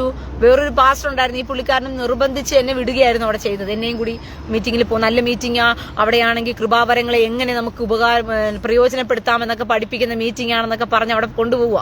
അപ്പൊ എനിക്ക് ഇതിനകത്തൊന്നും താല്പര്യം പണ്ടുതൊട്ടേ ഇല്ലാത്ത വ്യക്തിയാണ് ഞാൻ. ഈ കള്ളന്മാരുടെ കള്ളത്തരമൊക്കെ പണ്ടുതൊട്ടേ പൊളിച്ചടക്കാൻ വേണ്ടി നടക്കുന്ന ഒരാളാണ്. അപ്പൊ അതൊന്നും സമയവും അതിനുള്ള തക്ക സമയം കിട്ടാത്തത് കൊണ്ടാണ് ഇത് പുറം ലോകത്തോട് ഞാൻ വിളിച്ചു പറയാത്തത്. പക്ഷെ പറയാൻ പറ്റുന്നവരോടെല്ലാം മുഖത്ത് നോക്കി അപ്പൊ തന്നെ ഞാൻ പറയും. ഏത് പാച്ചറാണെങ്കിലും ഞാൻ തിരിഞ്ഞു പറഞ്ഞ് നോക്കാറില്ല. ഞാൻ അപ്പൊ തന്നെ മുഖത്ത് നോക്കി പറയാൻ സംസാരിക്കുന്ന ആളാണ് അന്ന് തൊട്ടേ.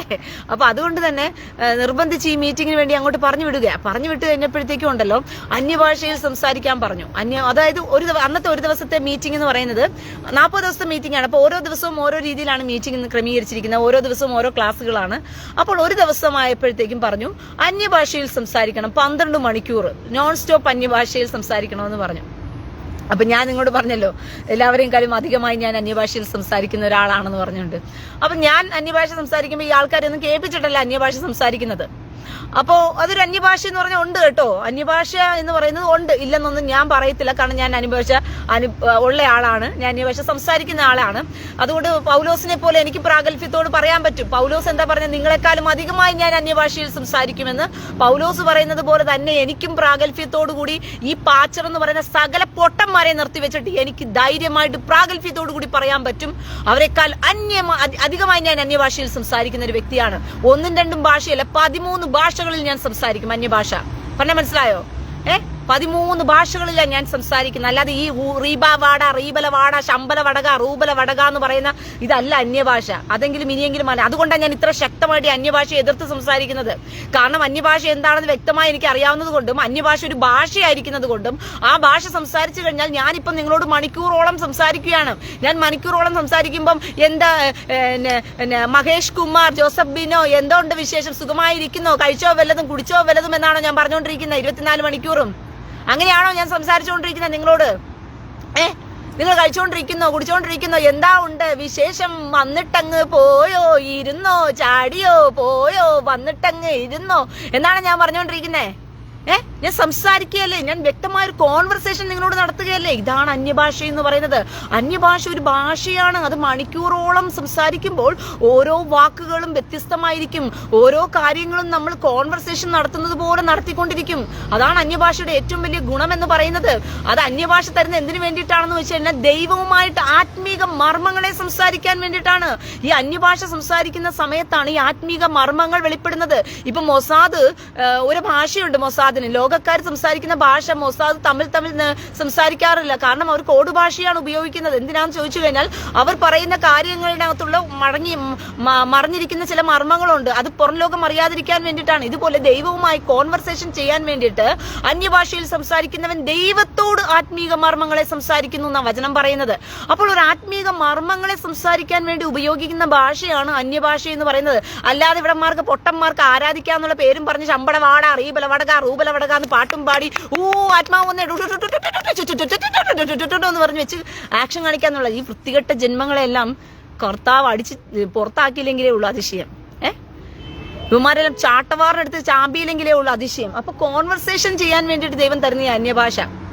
അപ്പൊ ഞാൻ ഈ 12 മണിക്കൂർ അന്യഭാഷ സംസാരിക്കണമെന്ന് ഇവർ പറഞ്ഞല്ലോ. അപ്പൊ എനിക്കറിയാം ഇവന്മാര് അന്യഭാഷ പറയാൻ പോയാൽ എങ്ങനെ പറയും എന്നുള്ളത് എനിക്ക് നല്ല വൃത്തിയാണ് അറിയാവുന്നത് കൊണ്ട് ഞാനൊരു മൂലയിൽ മാറി ഇരുന്നിട്ട് വളരെ ക്വയറ്റായിട്ട് ഞാൻ അന്യഭാഷയിൽ സംസാരിച്ചുകൊണ്ടിരിക്കുക 12 മണിക്കൂർ. അപ്പം നമ്മൾ അന്യഭാഷ സംസാരിക്കുമ്പോൾ നമ്മൾ ലാംഗ്വേജ് പോയാണ് സംസാരിക്കുന്നത്. ഞാൻ പറഞ്ഞല്ലോ, ഞാൻ 13 ഭാഷകളിൽ സംസാരിക്കുന്ന ഒരു വ്യക്തിയാണ്. 1-2 ഭാഷകളിലല്ല ഞാൻ സംസാരിക്കുന്നത്. ഞാൻ സംസാരിക്കുമ്പോൾ അതായത് ഈ കോൺവെർസേഷൻ മറ്റുള്ളവർ അറിയാതിരിക്കാൻ വേണ്ടി, ഇപ്പം ഞാൻ അറബിക്കിലാണ് സംസാരിച്ചുകൊണ്ടിരിക്കുന്നെങ്കിൽ പെട്ടെന്ന് എന്ത് ചെയ്യും, ചൈനീസ് കയറി വരും. ചൈനീസിലാണ് സംസാരിച്ചുകൊണ്ടിരിക്കുന്നെങ്കിൽ പെട്ടെന്ന് ഉറുദു കയറി വരും. ഉറുദുലാണ് സംസാരിച്ചുകൊണ്ടിരിക്കുന്നെങ്കിൽ പെട്ടെന്ന് മറാഠി കയറി വരും. മറാഠിയിലാണ് സംസാരിച്ചുകൊണ്ടിരിക്കുന്നെങ്കിൽ ചിലപ്പോൾ ഹിന്ദി കയറി വരും. ഹിന്ദിയിലാണ് സംസാരിച്ചുകൊണ്ടിരിക്കുന്നെങ്കിൽ പെട്ടെന്ന് സ്പെയിൻ കയറി വരും. ഇങ്ങനെ ഭാഷകൾ മറിഞ്ഞു വന്നുകൊണ്ടിരിക്കും. കാരണം ഈ പറയുന്നത് മർമ്മമാണ്. അത് മറ്റുള്ളവർക്ക് കത്താതിരിക്കാനാണ് ഈ ഭാഷകൾ മറിഞ്ഞു എന്ത് ചെയ്യുന്നത്, സംസാരത്തിന്റെ കോൺവെർസേഷൻ ഉണ്ടാകുന്നത്. അങ്ങനെയാണ് അന്യഭാഷ സംസാരിക്കുന്നത്. അന്യഭാഷ ഒരു ഭാഷയാണ് പ്രിയ സഹോദരങ്ങളെ. അത് മണിക്കൂറോളം നമുക്ക് ഉപയോഗിക്കാൻ പറ്റുന്ന നീണ്ടു നിൽക്കുന്ന ഒരു ഭാഷയാണ്. അത് എങ്ങനെ നിങ്ങൾക്ക് എനിക്ക് പറഞ്ഞു തരണമെന്ന് എനിക്ക് അറിയത്തില്ല. നമുക്ക് സംസാരിക്കാൻ അന്യഭാഷയിൽ പറ്റും. എനിക്കിപ്പോ ഇരുന്നാലും സംസാരിക്കാം. അത് ആരാധിക്കാൻ വേണ്ടിയിട്ട് പള്ളിയിൽ പോയിരുന്നിട്ട് ആത്മാവ് വരുന്ന പരിശുദ്ധാത്മാവ് അപ്പം മാത്രം ഉപയോഗിക്കുന്നതല്ല. നിങ്ങൾക്ക് നടക്കുമ്പോൾ സംസാരിക്കാം, ഇരിക്കുമ്പോൾ സംസാരിക്കാം, കിടന്നുറങ്ങുമ്പോൾ സംസാരിക്കാം, ബസ്സിൽ ഇരിക്കുമ്പോൾ സംസാരിക്കാം. അങ്ങനെ കോൺവെർസേഷൻ ചെയ്യാൻ പറ്റുന്ന ഒരു ഭാഷയാണ് അന്യഭാഷ എന്ന് പറയുന്നത്. മനസ്സിലാവുന്നുണ്ടോ? അപ്പോൾ ഞാനിപ്പുറത്ത് മാറിയിരുന്ന് ഇങ്ങനെ അന്യഭാഷ പറഞ്ഞുകൊണ്ടിരിക്കുകയാണ്.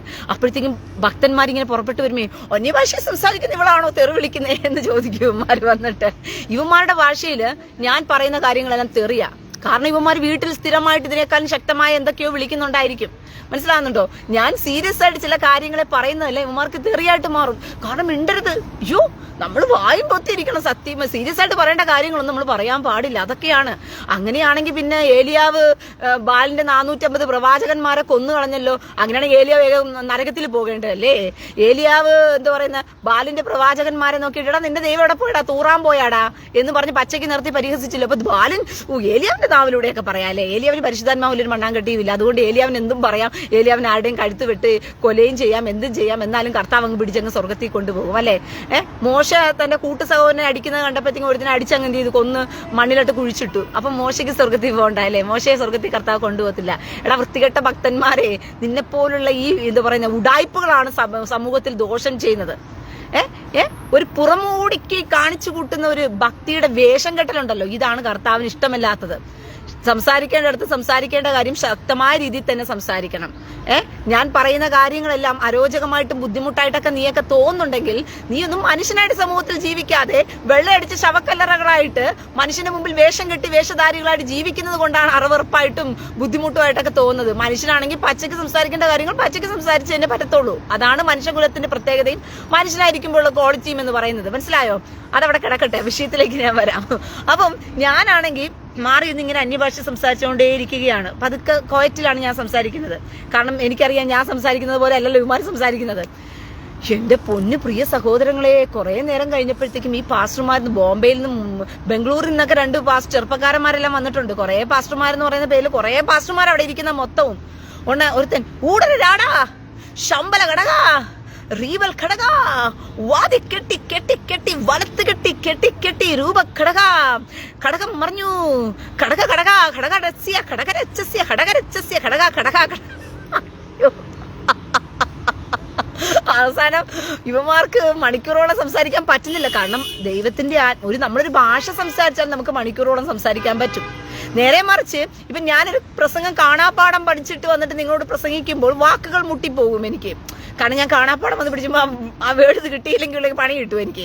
ഇല്ലാന്നുണ്ടെങ്കിൽ ഒരു പ്രസംഗം ഞാൻ പ്രിപ്പയർ ചെയ്ത് തയ്യാറാക്കി അതിനെക്കുറിച്ച് കുറെ ഗ്രാഹ്യത്തോടു കൂടി വന്നിരുന്നിട്ട് പറയുകയാണെങ്കിലും ഒരുവിധം ഒഴുക്കിനോടെ സംസാരിക്കാൻ പറ്റും. അത് കഴിയുമ്പോഴത്തേക്കും അത് വിട്ടിപ്പോയി കഴിയുമ്പോൾ ഇടയ്ക്കിടയ്ക്ക് ഹല്ലേലൂയ ഹല്ലേലൂയ ഹല്ലേലൂയ ഹല്ലേലൂയ അത് പിടിച്ചെടുക്കാൻ വേണ്ടിയിട്ടാണ് ഈ ഹല്ലേലൂയ ഹല്ലേലൂയ ഇടയിൽ കയറുന്നത്. മനസ്സിലാവുന്നുണ്ടോ? കാരണം അത് പിടിക്കാൻ വേണ്ടി പോയ പ്രസംഗത്തെ തിരിച്ചു പിടിക്കാൻ വേണ്ടിയിട്ടാണ് ഈ ഹല്ലേലൂയ ഇടയിൽ കയറുന്നത്. അപ്പൊ ഇങ്ങനെയൊക്കെ ഇതിനകത്ത് കുറെ ഇവന്മാർ കാണിക്കുന്ന കുറെ തരികടയൊക്കെ ഇതിനകത്തുണ്ട്.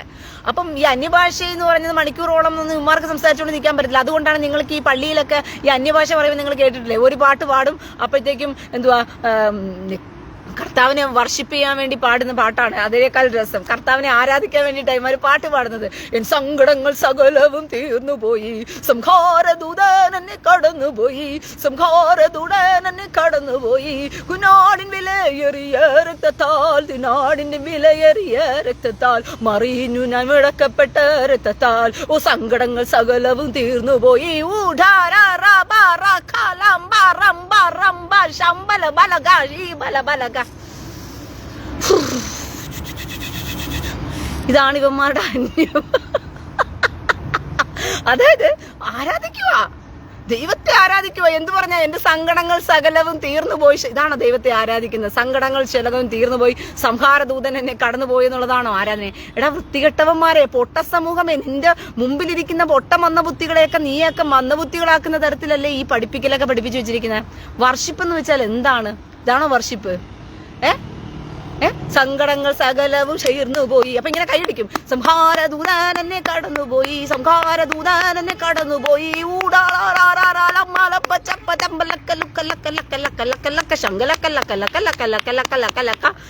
ലബലക്കല്ലക്കല്ലക്കല്ലക്കല്ലക്കല്ലക്കല്ലക്കല്ലക്കല്ലക്ക എന്ന് പറഞ്ഞിട്ട് ഇങ്ങനെ കിടന്ന് കൊട്ടി കൊട്ടി കൊട്ടി കൊട്ടി കൊട്ടി കൊട്ടി കൊട്ടി കൊട്ടി കൊട്ടി കൊട്ടി കൊട്ടി കൊട്ടി അതിങ്ങനെ കൈ അഴയ്ക്കും, വായി അഴയ്ക്കും. അതെല്ലാം തീരുമ്പോഴത്തേക്കും പതുക്കെ പതുക്കെ പതുക്കെ പതുക്കെ അതങ്ങ് അവസാനിക്കും.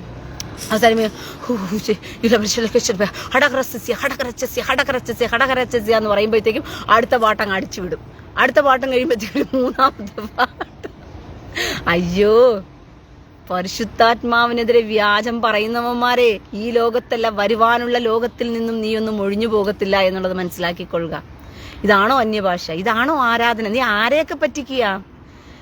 ഇതൊക്കെ കേൾക്കുമ്പോഴത്തേക്കും വിശുദ്ധന്മാർ, വിശുദ്ധ ക്രിസ്ത്യാനികൾക്കൊക്കെ കേൾക്കുമ്പോൾ അറുവറുപ്പ് തോന്നും. റീനോ, നിന്നെ ദൈവത്തിന്റെ എന്നെ കർത്താവ് പറഞ്ഞു വിട്ടതിനാന്നറിയോ? നിന്റെയൊക്കെ ചാട്ടവാർ ചണ്ടിക്കിട്ട് അടിക്കാനേ എന്നെ പറഞ്ഞു വിട്ടിരിക്കുന്നത്. മനസ്സിലായോ? എന്നെ പറഞ്ഞു വിട്ട അതിന് വേണ്ടിയിട്ടാ. നീയൊക്കെ കാട്ടിക്കൂട്ടുന്ന തോന്നിവാസങ്ങൾ തുറന്നു പറയാൻ നാട്ടിലൊരുത്തനും ഇല്ലാത്തത് കൊണ്ട് ജെറുസലേമെങ്കിൽ നിന്നും വിളിച്ചു പറഞ്ഞാലെങ്കിലും ആരെങ്കിലും കേൾക്കുന്നെങ്കിൽ കേൾക്കട്ടെ എന്ന് പറഞ്ഞിട്ടാണ് എന്നെ പറഞ്ഞു വിട്ടത്. എന്നാലും നീയൊക്കെ കേൾക്കുവോ? പെണ്ണ് പറഞ്ഞാൽ നിനക്കൊന്നും ഇഷ്ടപ്പെടത്തില്ലല്ലോ. കർത്താവിന് കഴുതയും ഉപയോഗിക്കാൻ അറിയാം, പെണ്ണിനെയും ഉപയോഗിക്കാൻ അറിയാം. കർത്താവിന് ആ സമയത്തിന് ആരെ കിട്ടിയാലും കർത്താവ് ഉപയോഗിക്കും. കാരണം ഇപ്പൊ കിടക്കുന്ന മുഴുവനും പണത്തിന് വേണ്ടി ആർത്തുമൂത്ത് കിടക്കുന്ന ഭ്രാന്തന്മാരും മനുഷ്യനെ പൊട്ടന്മാരാക്കിക്കൊണ്ടിരിക്കുന്നവന്മാരും അല്ലേ. അവന്മാരെന്ത് പറഞ്ഞാലും അതാണല്ലോ ഇപ്പൊ വേദവാക്ക്. ആമേൻ ആമേൻ എന്ന് പറഞ്ഞ് കിടക്കുന്ന കുറെ ശവന്തീനി ജനങ്ങളും. അതുകൊണ്ട് ഇതൊക്കെ ദൈവത്തെ പറ്റിക്കാനൊക്കെ നിനക്കൊക്കെ ഉപയോഗിക്കാവുന്നത് ഒരിക്കലും വ്യാമോഹിക്കരുത്. നീയൊക്കെ നിന്റെയൊക്കെ അടിവാരവും അസ്ഥിവാരവും കുഴിയും തോണ്ടാൻ വേണ്ടി ഉപയോഗിച്ചുകൊണ്ടിരിക്കുക. സ്വയമേ കടന്നങ്ങ് കുഴിക്കാത്ത വീഴാൻ വേണ്ടി. അതുകൊണ്ട് ഇരട്ടി നരകമെന്ന് കർത്താവ് നേരത്തെ വിളിച്ചു വെച്ചത്. കാടും മേടും കടന്ന് അനേകർ ഈ മാർഗത്തിൽ വന്നിട്ട് ഇരട്ടിച്ച് നരകയോഗ്യരാക്കി തീർക്കുന്നു എന്ന് പറയാൻ കാരണം എന്തോ? ഈ കടന്ന് കാണിച്ചു കൂട്ടുന്ന പ്രകസനമല്ലേ. ശമ്പാ വാടാ റീബല വാടക, ഒരു പാട്ട് പാടും തീർന്നു. അടുത്ത് ഇതൊന്നുമല്ല അന്യഭാഷ.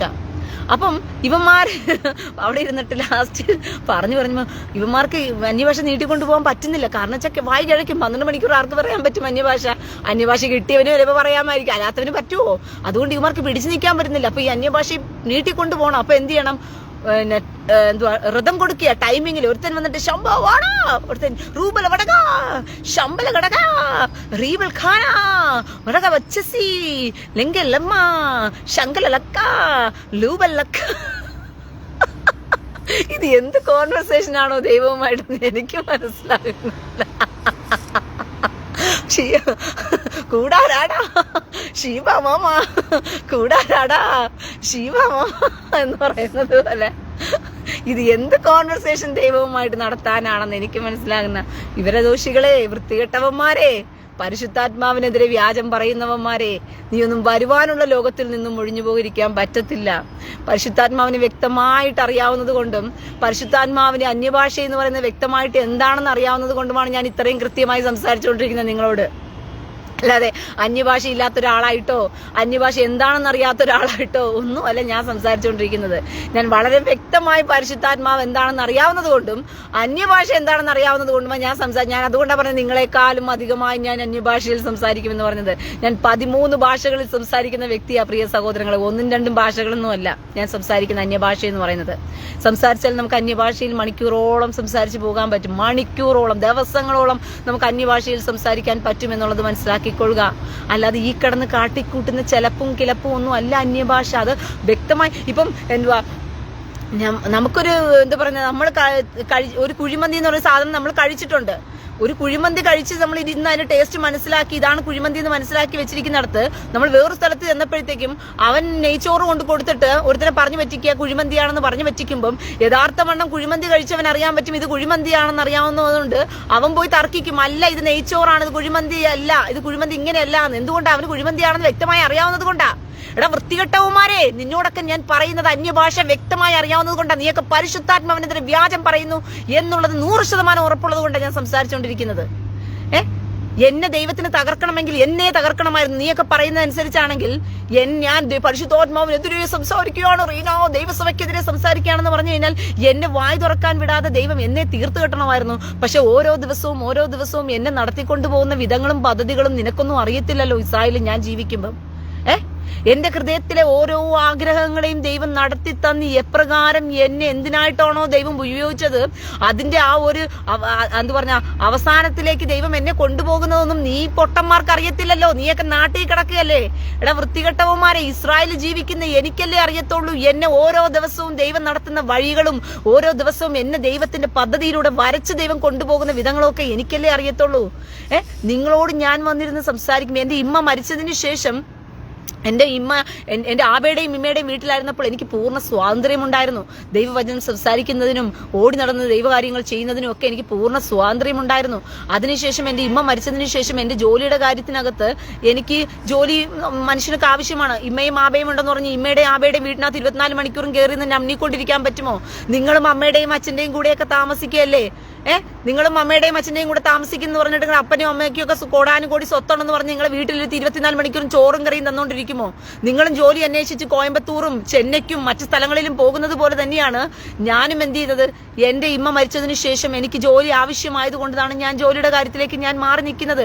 ഞാൻ ആബയെ കാണാൻ സ്ഥിരമായിട്ട് പോകാറുണ്ട്, എന്റെ ആബയുടെ വീട്ടിലേക്കും ഞാൻ പോകാറുണ്ട്. പക്ഷേ എന്റെ ജോലി കാര്യത്തിൽ ഞാൻ ജോലിയുമായിട്ടുള്ള ബന്ധത്തിലേ എനിക്ക് നിൽക്കാൻ പറ്റത്തുള്ളൂ. പക്ഷെ എന്റെ ഇമ്മ മരിക്കുന്ന സമയത്ത് ഞാൻ നിങ്ങളോട് എന്താ പറഞ്ഞിരുന്നത്? കെരീത്ത് തോട്ടിലെ വെള്ളം വെച്ചിട്ടുണ്ടെങ്കിൽ സാറാഫാത്തിൽ ദൈവം കരുതി വെച്ചിട്ട് ആ കെരീത്ത് തോട്ടിലെ വെള്ളം വറ്റുന്നെന്ന് ഞാൻ നിങ്ങളോട് പറഞ്ഞിട്ടുണ്ടായിരുന്നു. എന്റെ ജോലിയുമായിട്ടുള്ള ബന്ധത്തിൽ ഒരുപാട് പ്രശ്നങ്ങൾ കടന്നു വന്നപ്പോഴും ഞാൻ അടിയുറച്ച് വിശ്വസിച്ചു എന്റെ ദൈവം എനിക്ക് വേണ്ടി കരുതാൻ പോകുന്നത് വലിയൊരു പദ്ധതി തന്നെയാണെന്ന് പറഞ്ഞുകൊണ്ട്. കാരണം എനിക്ക് ഏറ്റവും കൂടുതലും ആഗ്രഹം എന്ന് പറയുന്നത് ലീവ് ഔട്ട് ചെയ്യാനാണ്. എനിക്ക് ഭയങ്കര ഇഷ്ടം. ലീവ് ഔട്ട് ജോലി അങ്ങനെ പെട്ടെന്നൊന്നും എന്ത് ചെയ്യത്തില്ല. ഇസ്രായേൽ അങ്ങനെ ആർക്കും കിട്ടത്തില്ല ലീവ് ഔട്ട് ജോലി എന്ന് പറയുന്നത് തന്നെ. ലീവ് ഔട്ട് ജോലി കിട്ടിയാലും സാലറി എന്ന് പറയുന്നത് വളരെ കുറവായിരിക്കും കിട്ടുന്നത് ലീവ് ഔട്ട് ജോലിക്ക്. പക്ഷെ ഞാൻ ദൈവത്തോട് എന്റെ ആഗ്രഹം വെച്ച് പറഞ്ഞു, കർത്താവേ എനിക്ക് ലീവ് ഔട്ട് ജോലി തന്നെ എന്റെ ദൈവം തരണം. എനിക്ക് ദൈവം അനേകം സമയങ്ങൾ ദൈവം എനിക്ക് ഒരുക്കി തരണം. അവിടുത്തെ വചനം സംസാരിക്കുന്നതിനും ദൈവകാര്യങ്ങൾ ഇടപെടുന്നതിനും എനിക്ക് അനേകം സമയം ദൈവം ഒരുക്കി തരണം. എനിക്ക് ലീവ് ഔട്ട് ജോലി തന്നെ തരണമെന്ന് ദൈവത്തോട് ഞാൻ ആവശ്യപ്പെട്ടു. വെള്ളയിൽ കൊണ്ട് നടക്കുന്ന കണക്കാ കർത്താവിന് ഇതുവരെയും കൊണ്ട് നടന്നുകൊണ്ടിരിക്കുന്നത്. ഈ പൊട്ടന്മാരോടൊക്കെ പറഞ്ഞാൽ മനസ്സിലാകും. ഇവന്മാരൊക്കെ വിചാരിച്ചോണ്ടിരിക്കുന്ന റീനയെ ദൈവം അടിക്കും, റീനയെ ദൈവം ഒട്ടും. കാരണം റീനയെ ദൈവം കൈവെള്ളയിൽ കൊണ്ട് നടക്കുന്ന റീനയ്ക്കല്ലേ അറിയത്തുള്ളൂ. ആ ധൈര്യമല്ലേ ഞാനിപ്പോ സംസാരിച്ചുകൊണ്ടിരിക്കുന്നത് നിന്നോടൊക്കെ. റീനയെ ദൈവം ഓരോ ദിവസവും കൈവെള്ളയിൽ കൊണ്ട് നടത്തുകയാണ്. റീനയുടെ ഓരോ കുഞ്ഞു ആഗ്രഹം വലുതുപോലും ഞാൻ ആവശ്യപ്പെടാറില്ല കർത്താവിനോട്. കാരണം എനിക്ക് വലുതിന്റെ ഒന്നും ആവശ്യമില്ല. കാരണം എനിക്ക് ജീവിക്കാനുള്ള വരുമാനം ദൈവം അന്തസ്സായിട്ട് എനിക്ക് ദൈവം തരുന്നുണ്ട്. ഇത്രയും കാലം ജീവിച്ച ജീവിതത്തിലും സാഹചര്യത്തിൽ നിന്നെല്ലാം എത്രയോ വേറിട്ട് ദൈവം എന്നെ വഴി നടത്തുകയാണ്. കാരണം എനിക്ക് പണത്തിനോട് ആർത്തിയില്ലെന്ന് ദൈവത്തിന് നല്ല വൃത്തിയാണം അറിയാം. ദൈവത്തിന് എന്റെ ഹൃദയം നല്ലപോലെ അറിയാവുന്നത് കൊണ്ട് തന്നെ ഞാൻ കർത്താവിനോട് പറഞ്ഞ ഒറ്റ ആഗ്രഹമേ ഉള്ളൂ, കർത്താവ് എന്റെ ഒരു ആഗ്രഹമാണ് എനിക്ക് ലീവ് ഔട്ട് ജോലി ചെയ്യണമെന്ന് പറഞ്ഞിട്ട്. ലീവ് ഔട്ട് ജോലി എന്ന് വെച്ചാൽ എന്താണെന്ന് അറിയാമോ? നമ്മൾ ജോലി സ്ഥലത്ത് പോയി ജോലി ചെയ്തിട്ട് നമുക്ക് എന്ത് ചെയ്യാം, നമ്മുടെ റൂമിൽ പോയി ഫുഡ് വെച്ച് കഴിച്ച് കിടന്നുറങ്ങി എണീറ്റ് നമുക്ക് പിന്നെ വന്ന് ബാക്കിയുള്ള ഡ്യൂട്ടി വന്ന് ചെയ്താൽ മതി. ഇതിനെയാണ് ലീവ് ഔട്ട് എന്ന് പറയുന്നത്. അപ്പോൾ ഞാൻ ലീവ് ഔട്ട് ജോലി അന്വേഷിച്ച് പല സ്ഥലങ്ങളിൽ ചെന്നപ്പോഴത്തേക്കും കിട്ടാൻ ഭയങ്കര പാടാ. ലീവിൻ ജോലിയേ ഉള്ളൂ. കാരണം കെയർ ടേക്കർ സെക്ടറിൽ ജോലി ചെയ്യണമെന്നുണ്ടെങ്കിൽ ലീവിൻ ജോലി മാത്രമേ ചെയ്യാൻ പറ്റത്തുള്ളൂ. അപ്പൊ ലീവിൻ ജോലി ചെയ്യണമെങ്കിൽ 24 അവേഴ്സും നമ്മളൊരു പേഷ്യന്റിന്റെ കൂടെ ആയിരിക്കണം. ആ പേഷ്യന്റ് നമുക്ക് തരുന്ന തുച്ഛമായ സമയത്ത് മാത്രമേ പുറത്തു പോകാനൊക്കെ പറ്റത്തുള്ളൂ. അതെനിക്ക് ഭയങ്കര ബുദ്ധിമുട്ടുള്ള കാര്യമാണ്. കാരണം ആബയുടെയും ഇമ്മയുടെയും വീട്ടിലായിരുന്നപ്പോൾ ഞാനൊരു കുറവ് അറിഞ്ഞിട്ടില്ല. കാരണം ഏത് രാത്രിയിലും ഏത് പകലിലും എപ്പോൾ വേണമെങ്കിലും എനിക്ക് പോകാം. കാരണം ഞാൻ അവളൊരു മകളായിരുന്നു. അതുകൊണ്ട് തന്നെ എനിക്ക് ഏത് സ്വാതന്ത്ര്യം മക്കളെക്കാളും എനിക്ക് കൂടുതൽ അവിടെ ഉണ്ടായിരുന്നു. പക്ഷെ ഞാൻ ആബയുടെയും ഇമ്മയുടെ വീട്ടിലല്ലാതെ വേറൊരു വീട്ടിലേക്ക് പോയി കഴിഞ്ഞാൽ എനിക്ക് അതിനുള്ള സ്വാതന്ത്ര്യം നഷ്ടപ്പെടും. അങ്ങനെ ഞാൻ ഒരു ബുദ്ധിമുട്ട് അനുഭവിക്കുന്ന സമയത്ത് ഞാൻ ദൈവത്തോട് പറഞ്ഞു, കർത്താവ് എനിക്ക് ലീവ് ഔട്ട് തന്നെ എനിക്ക് വേണം അപ്പ. അപ്പോൾ അത് ഇസ്രായേലിൽ തന്നെ പലർക്കും ബുദ്ധിമുട്ടുള്ള കാര്യമാണ് ലീവ് ഔട്ട് ജോലി കണ്ടെത്തി പോകുക എന്ന് പറഞ്ഞാൽ. കാരണം ലീവ് ഔട്ട് ജോലി കണ്ടെത്തി കഴിഞ്ഞാൽ സാലറി വളരെ കുറവായിരിക്കും. അതുകൊണ്ട് ലീവ് ഔട്ട് ജോലി എടുക്കാൻ വളരെ വളരെ പ്രയാസപ്പെടും. അപ്പോൾ ഞാൻ ലീവ് ഔട്ട് ജോലിക്ക് വേണ്ടി അന്വേഷിച്ചപ്പോൾ ഒരു ആൾ എന്നോട് പറഞ്ഞത് $8,000 കൊടുത്തു കഴിഞ്ഞാൽ ഒരു ലീവ് ഔട്ട് ജോലി എനിക്ക് ഒപ്പിച്ചു തരാം. പക്ഷെ ലീവ് ഔട്ട് ജോലി ഒപ്പിച്ചു കഴിഞ്ഞാലും ഞാൻ ജോലി അന്വേഷിച്ച് കണ്ടെത്തി ഞാൻ കഷ്ടപ്പെട്ട് ജോലി ചെയ്ത് 12 മണിക്കൂർ ഡ്യൂട്ടി ചെയ്ത് കാശ് സമ്പാദിച്ച് അതിനകത്തും 1000 ഷെക്കേൽ ഞാൻ എന്ത് ചെയ്യണം? ഓരോ മാസവും എനിക്ക് വിസ തരുന്ന സ്പോൺസർക്ക് ഞാൻ കൊടുക്കണം. പോരാത്തതിന് എന്റെ വീട്ടുവാടക, പോരാത്തതിന് എന്റെ ചെലവ്, ഇങ്ങനെ 100 കൂട്ടം കാര്യങ്ങൾ അതിനകത്ത് കിടക്കുക. അപ്പം എനിക്ക് ഒരിക്കലും താല്പര്യമില്ലായിരുന്നു അങ്ങനെ ഒരു ലീവ് ഔട്ട് ജോലി ചെയ്യാൻ. എനിക്ക് താല്പര്യം, ഞാൻ പറഞ്ഞില്ല, അങ്ങനെ $8,000 ഒന്നും തന്ന് എനിക്ക് വേണ്ടിയാ കഷ്ടപ്പെടേണ്ട കാര്യമില്ല. എന്റെ സ്വർഗത്തിലെ വലിയവനായ ദൈവം എന്നെ കുറിച്ചൊരു പദ്ധതി തയ്യാറാക്കി വെച്ചിട്ടുണ്ട്. എന്റെ കർത്താവിനറിയാം എനിക്ക് എങ്ങനെ ജോലി തന്നെ എന്നെ ഇവിടെ നിർത്തണമെന്നുള്ളത് എന്റെ കർത്താവിനറിയാമെന്ന് ഞാൻ ദൈവസന്നിധിയിൽ അത് ഉറപ്പിച്ച് വിശ്വസിക്കുകയും അത് ഞാൻ കർത്താവിനോട് സംസാരിക്കും. ഞാൻ കർത്താവിനോട് ഇങ്ങനെ പോയി കിടന്ന് മുട്ടിപ്പായിട്ട് കിടന്ന് കർത്താവേ എന്നോട് എനിക്ക് ഇങ്ങനെയൊന്നും ഞാൻ കരയാറും ബഹളം വെക്കാറും പോകാറില്ല. കാരണം എനിക്കറിയാം എന്റെ അപ്പന്റെ കൈവെള്ളയിലാ കൊണ്ട് നടക്കുന്നതെന്ന് പറഞ്ഞിട്ട്. അതുകൊണ്ട് ഞാൻ കുഞ്ഞു വാവ സംസാരിച്ചു പോകുന്ന കണക്ക് ഞാൻ അപ്പനോട് സംസാരിച്ചു പോകും. ഞാൻ പറയുമ്പോൾ എന്നെ അപ്പച്ചി അറിയാലോ എന്റെ അവസ്ഥ, എനിക്കിത് ആഗ്രഹം, എന്റെ അപ്പൻ തന്നേ പറ്റത്തുള്ളൂ എന്ന് പറഞ്ഞ് ഞാൻ ആഗ്രഹം പ്രകടിപ്പിച്ചു. യെരുശലേമിൽ നിന്നും എനിക്ക് മാറിപ്പോകാൻ താല്പര്യമില്ലാത്തത് കൊണ്ട് യെരുശലേമിൽ നിന്നല്ലാത്തടത്ത് പലതരത്തും ജോലി വന്നു. പക്ഷെ ജോലി വന്നാലും അവിടെയും 24 അവേഴ്സ് നിൽക്കണം എനിക്ക്. അങ്ങനെയും വന്നു. ഞാൻ വേണ്ടെന്ന് പറഞ്ഞു. അങ്ങനെ 1.5 മാസം ഞാൻ ജോലി ഇല്ലാതെ യെരുശലേമിൽ തന്നെ പാർത്തു. 1.5 മാസം ഞാൻ ജോലി ചെയ്തില്ല. ഞാൻ റൂമിൽ തന്നെ ഉണ്ടായിരുന്നു. പലയിടത്തും പോയി വീഡിയോ എടുത്തു, ഞാൻ കറങ്ങി നടന്നു, ഇങ്ങനെയൊക്കെ ചെയ്തു. കാരണം എനിക്കറിയാം എന്റെ കർത്താവ് എനിക്ക് ജോലി ഇല്ലെന്ന് പറഞ്ഞ് ഞാൻ ഭാരപ്പെട്ട് ബഹളം വെച്ച് അയ്യോ ജോലി ഇല്ലാത്തതുകൊണ്ട് എനിക്ക് പിടിച്ചിരിക്കാൻ പറ്റില്ല എന്നൊന്നും ഞാൻ ചിന്തിച്ചില്ല. ആ 1.5 മാസവും ദൈവം എന്നെ അത്ഭുതകരമായിട്ട് വഴി നടത്തി. അതിനുശേഷം 1.5 മാസങ്ങൾക്ക് ശേഷം എന്റെ ദൈവം എനിക്കൊരു വഴി ഒരുക്കി തന്നു. എന്റെ സാലറിക്ക് ഒരു കുറവുമില്ല. എന്റെ കർത്താവ് ഞാൻ എന്താഗ്രഹിച്ചോ അതുപോലെ. എനിക്ക് ലീവ് ഔട്ട് എന്ന് പറഞ്ഞാൽ സാധാരണ ലീവ് ഔട്ട് അല്ല എനിക്ക് തരുന്നത്, മനസ്സിലായോ? സാധാരണ ലീവ് ഔട്ട് പോലെ ഒരു ലീവ് ഔട്ട് അല്ല എനിക്ക് കിട്ടിയിരിക്കുന്ന ലീവ് ഔട്ട്. അങ്ങനെ ദൈവം എന്നെ, ഞാൻ എന്താണോ ആഗ്രഹിച്ചത് എന്റെ ഹൃദയത്തിലെ ആഗ്രഹം പോലെ എന്നെ കൈവെള്ളയിൽ കൊണ്ട് നടത്തിക്കൊണ്ടിരിക്കുക. നിന്നെപ്പോലുള്ള പൊട്ടന്മാർക്ക് പറഞ്ഞാൽ വല്ല മനസ്സിലാകൂ? നിന്റെയൊക്കെ വിചാരം റീനയങ്ങ് എന്തുവാ ദൈവം അങ്ങ് ഇവളങ്ങ് എന്തുവാ മഹാപാപിയാണ്, പാതകിയാണ്, വഞ്ചകിയാണ്. ദൈവദാസന്മാർക്ക് ഈ പൊട്ടന്മാർക്കെതിരെ സംസാരിക്കുന്നത് കൊണ്ടാണ് ദൈവം എന്നെ കൈവെള്ളയിൽ കൊണ്ട് നടത്തുന്നത്. ആഹാബിന് വിരോധമായി ആഹാബ് ചെയ്തു പോയ എല്ലാ കൊള്ളരുതായ്മയ്ക്കും എതിരെ ഏലിയാവ് ശക്തമായി പ്രതികരിച്ചത് കൊണ്ടാണ് ദൈവം പറഞ്ഞത്, ഏലിയാവെ ചാടി വന്നോ, കെരീത്ത് തോട്ടിലേക്ക് വെള്ളം ഒരുക്കി വെച്ചിട്ടുണ്ട്, പോയിക്കോ അവിടെ പോയി പാർത്തോ എന്ന് പറഞ്ഞിട്ട് ഏലിയാവിനെ വിളിച്ചുകൊണ്ട് പോയി കർത്താവ് കെരീത്ത് തോട്ടിൽ വെള്ളം കൊണ്ട് കുടിപ്പിച്ച് ഏലിയാവ് കാക്കയ്ക്ക് ആഹാരവും കൊടുത്ത് ദൈവം പാർപ്പിച്ചെന്നറിയാമോ? ഏലിയാവിനെ കൊണ്ട് ഇതൊക്കെ പറ്റത്തോളം ദൈവത്തിന് അറിയാം. ഏലിയാവ് നിന്ന് സംസാരിച്ചാലേ ഈ ആഹാബ് എന്ന് പറയുന്ന ഈ വൃത്തികെട്ടവൻ, ഈ ബാലിന്റെ പ്രവാചകനെ വെച്ച് നടക്കുന്നവൻ എന്ത് ചെയ്യത്തുള്ളൂ? മാനസാന്തരപ്പെടത്തുള്ളൂ. അവനൊരു പാഠമാകത്തോളെന്ന് കർത്താവിന് അറിയാവുന്നത് കൊണ്ട് കർത്താവിന് വേണ്ടപ്പെട്ടവരെ കർത്താവ് എടുത്തങ്ങ് ഉപയോഗിക്കുന്നേ. നിനക്കൊക്കെ ചാട്ടവാറിന് 4 ചാമ്പ് ചാമ്പാൻ വേണ്ടിയിട്ട് കർത്താവ് നോക്കിയപ്പം നിന്നെ കൊണ്ട് നട്ടലില്ലാത്തവന്മാരാ നാട്ടിൽ കഴിയുന്നവന്മാര്, വാഴപ്പിണ്ടിയും വെച്ച് നടക്കുന്നവനാണെന്നുള്ള വേഷവും കെട്ടി നടക്കുന്നവന്മാരെന്ന് കർത്താവിന് മനസ്സിലായി. എന്റെ മോൾ ഇതിനു വേണ്ടി ശക്തമായി നിൽക്കുന്നുണ്ടെങ്കിൽ ഏറ്റവും നല്ലതെന്ന് പറഞ്ഞ് കർത്താവ് കണ്ടതുകൊണ്ടാണ് കൈവെള്ളയിൽ കൊണ്ട് നടക്കുന്നത്. എന്നെ കർത്താവ് കൈവെള്ളയിൽ കൊണ്ട് നടക്കുന്നത് നിനക്കൊന്നും പറഞ്ഞാൽ മനസ്സിലാകത്തില്ലല്ലോ. അതുകൊണ്ട് നിന്നോടൊന്നും പറഞ്ഞിട്ടും കാര്യമില്ല. അപ്പൊ ഞാൻ ഇത്രത്തോളം ധൈര്യമായി സംസാരിക്കുന്നത് എന്നെ അടിക്കാനാണ്, എന്നെ തകർക്കാനാണെങ്കിലും എപ്പോഴേ കർത്താവിന് തകർക്കുകയും അടിക്കുകയൊക്കെ ചെയ്യാമായിരുന്നറിയാമോ? ഞാൻ ദൈവവചനത്തിന് വിരുദ്ധമായ സംസാരിക്കുന്നത്, അല്ലെങ്കിൽ ഞാൻ ദൈവവചനത്തിന് എന്തുവാ ഈ കാണുന്ന ഞാനീ പറഞ്ഞുകൊണ്ടിരിക്കുന്നവന്മാരെല്ലാം ഭക്തന്മാരായിരുന്നുവെങ്കിൽ, ദൈവദാസനും ദൈവശ്രേഷ്ഠന്മാരുമായിരുന്നുവെങ്കിൽ ദൈവത്തിന് എന്നെ നേരത്തെ തകർത്തെറിയാമായിരുന്നു. പക്ഷെ കർത്താവ് പറഞ്ഞ കാര്യം എന്നറിയാമോ? അപ്പോസ്തലന്മാരല്ലാതിരിക്കെ തങ്ങളപ്പോസ്തലന്മാരെന്ന് പേർ പറഞ്ഞ് നടന്നവനെ നീ കള്ളന്മാരെന്ന് തിരിച്ചറിഞ്ഞു. Very good my dear daughter Reena, very good my dear daughter. അപ്പോസ്തലന്മാരല്ലാതിരിക്കെ അപ്പോസ്തലന്മാരെന്ന് പേർ പറഞ്ഞ് നടന്നവനെ നീ കള്ളന്മാരെന്ന് തിരിച്ചറിഞ്ഞു. എന്റെ കർത്താവ് എന്നെ നോക്കിയിട്ട് പറഞ്ഞു, വാവ് മൈ ഡിയർ ഡോട്ടർ, കൊലക്കാവോത് ഹമുദശലി കൊലക്കാവോത് എന്ന് പറഞ്ഞിട്ട് എൻ്റെ ചക്കര അപ്പച്ചൻ പറഞ്ഞു, എൻ്റെ മോളെ നിനക്ക് ഒരവസരം തരാം, നിന്റെ നാവിനെ വാള് പോലെ എടുത്ത് ഉപയോഗിച്ചോ, വെട്ടിക്കോ എന്ന് കർത്താവ് പറഞ്ഞ അവസരം ഒരുക്കി തന്നതുകൊണ്ടാണ് ഞാൻ സംസാരിച്ചുകൊണ്ടിരിക്കുന്നത്. കേൾപ്പാൻ ചെവിയുള്ളവൻ കേൾക്ക്. സ്നാപയോഹനാനെ വിട്ടു കർത്താവ്. വൃക്ഷത്തിന്റെ ചുവട്ടിന് കോടാലി വെച്ചിരിക്കുന്നു എന്ന് അണലി സന്തതികളെ, സർപ്പസന്തതികളെ വരുവാനുള്ള കോപത്തിൽ നിന്നും ഒഴിഞ്ഞു പോകുവിൻ എന്ന് പറഞ്ഞിട്ട് വൃക്ഷത്തിന്റെ ചുവട്ടിൽ കോടാലി വെച്ചിരിക്കുന്നു. സ്നാപയോഹനാൻ വിളിച്ചു കൂടി. കേട്ടവൻ കേട്ട് രക്ഷിക്കപ്പെട്ടു, മാനസാന്തരപ്പെട്ടു. കേൾക്കാത്തവന് കോടാലി വെച്ച് വൃക്ഷം വെട്ടിക്കളയും, അത്രയേ ഉള്ളൂ. റീന ഇപ്പൊ ഇവിടെ നിന്ന് വിളിച്ചു പറയുന്നു, കേൾക്കാൻ ചെവിയുള്ളവൻ. യെരുശലേമിൽ നിന്നും ദൈവത്തിന്റെ ശബ്ദം പുറപ്പെട്ടാൽ പോലും മാനസാന്തരപ്പെടാത്ത വർഗ്ഗങ്ങളോട് വല്ലതും പറഞ്ഞിട്ട് കാര്യമുണ്ടോ? കർത്താവ് നാട്ടിൽ നിന്നൊക്കെ പറഞ്ഞു നോക്കി. എന്തുകൊണ്ടെന്നറിയോ എന്നെ യെരുശലേമിൽ വിട്ടത് കർത്താവ്?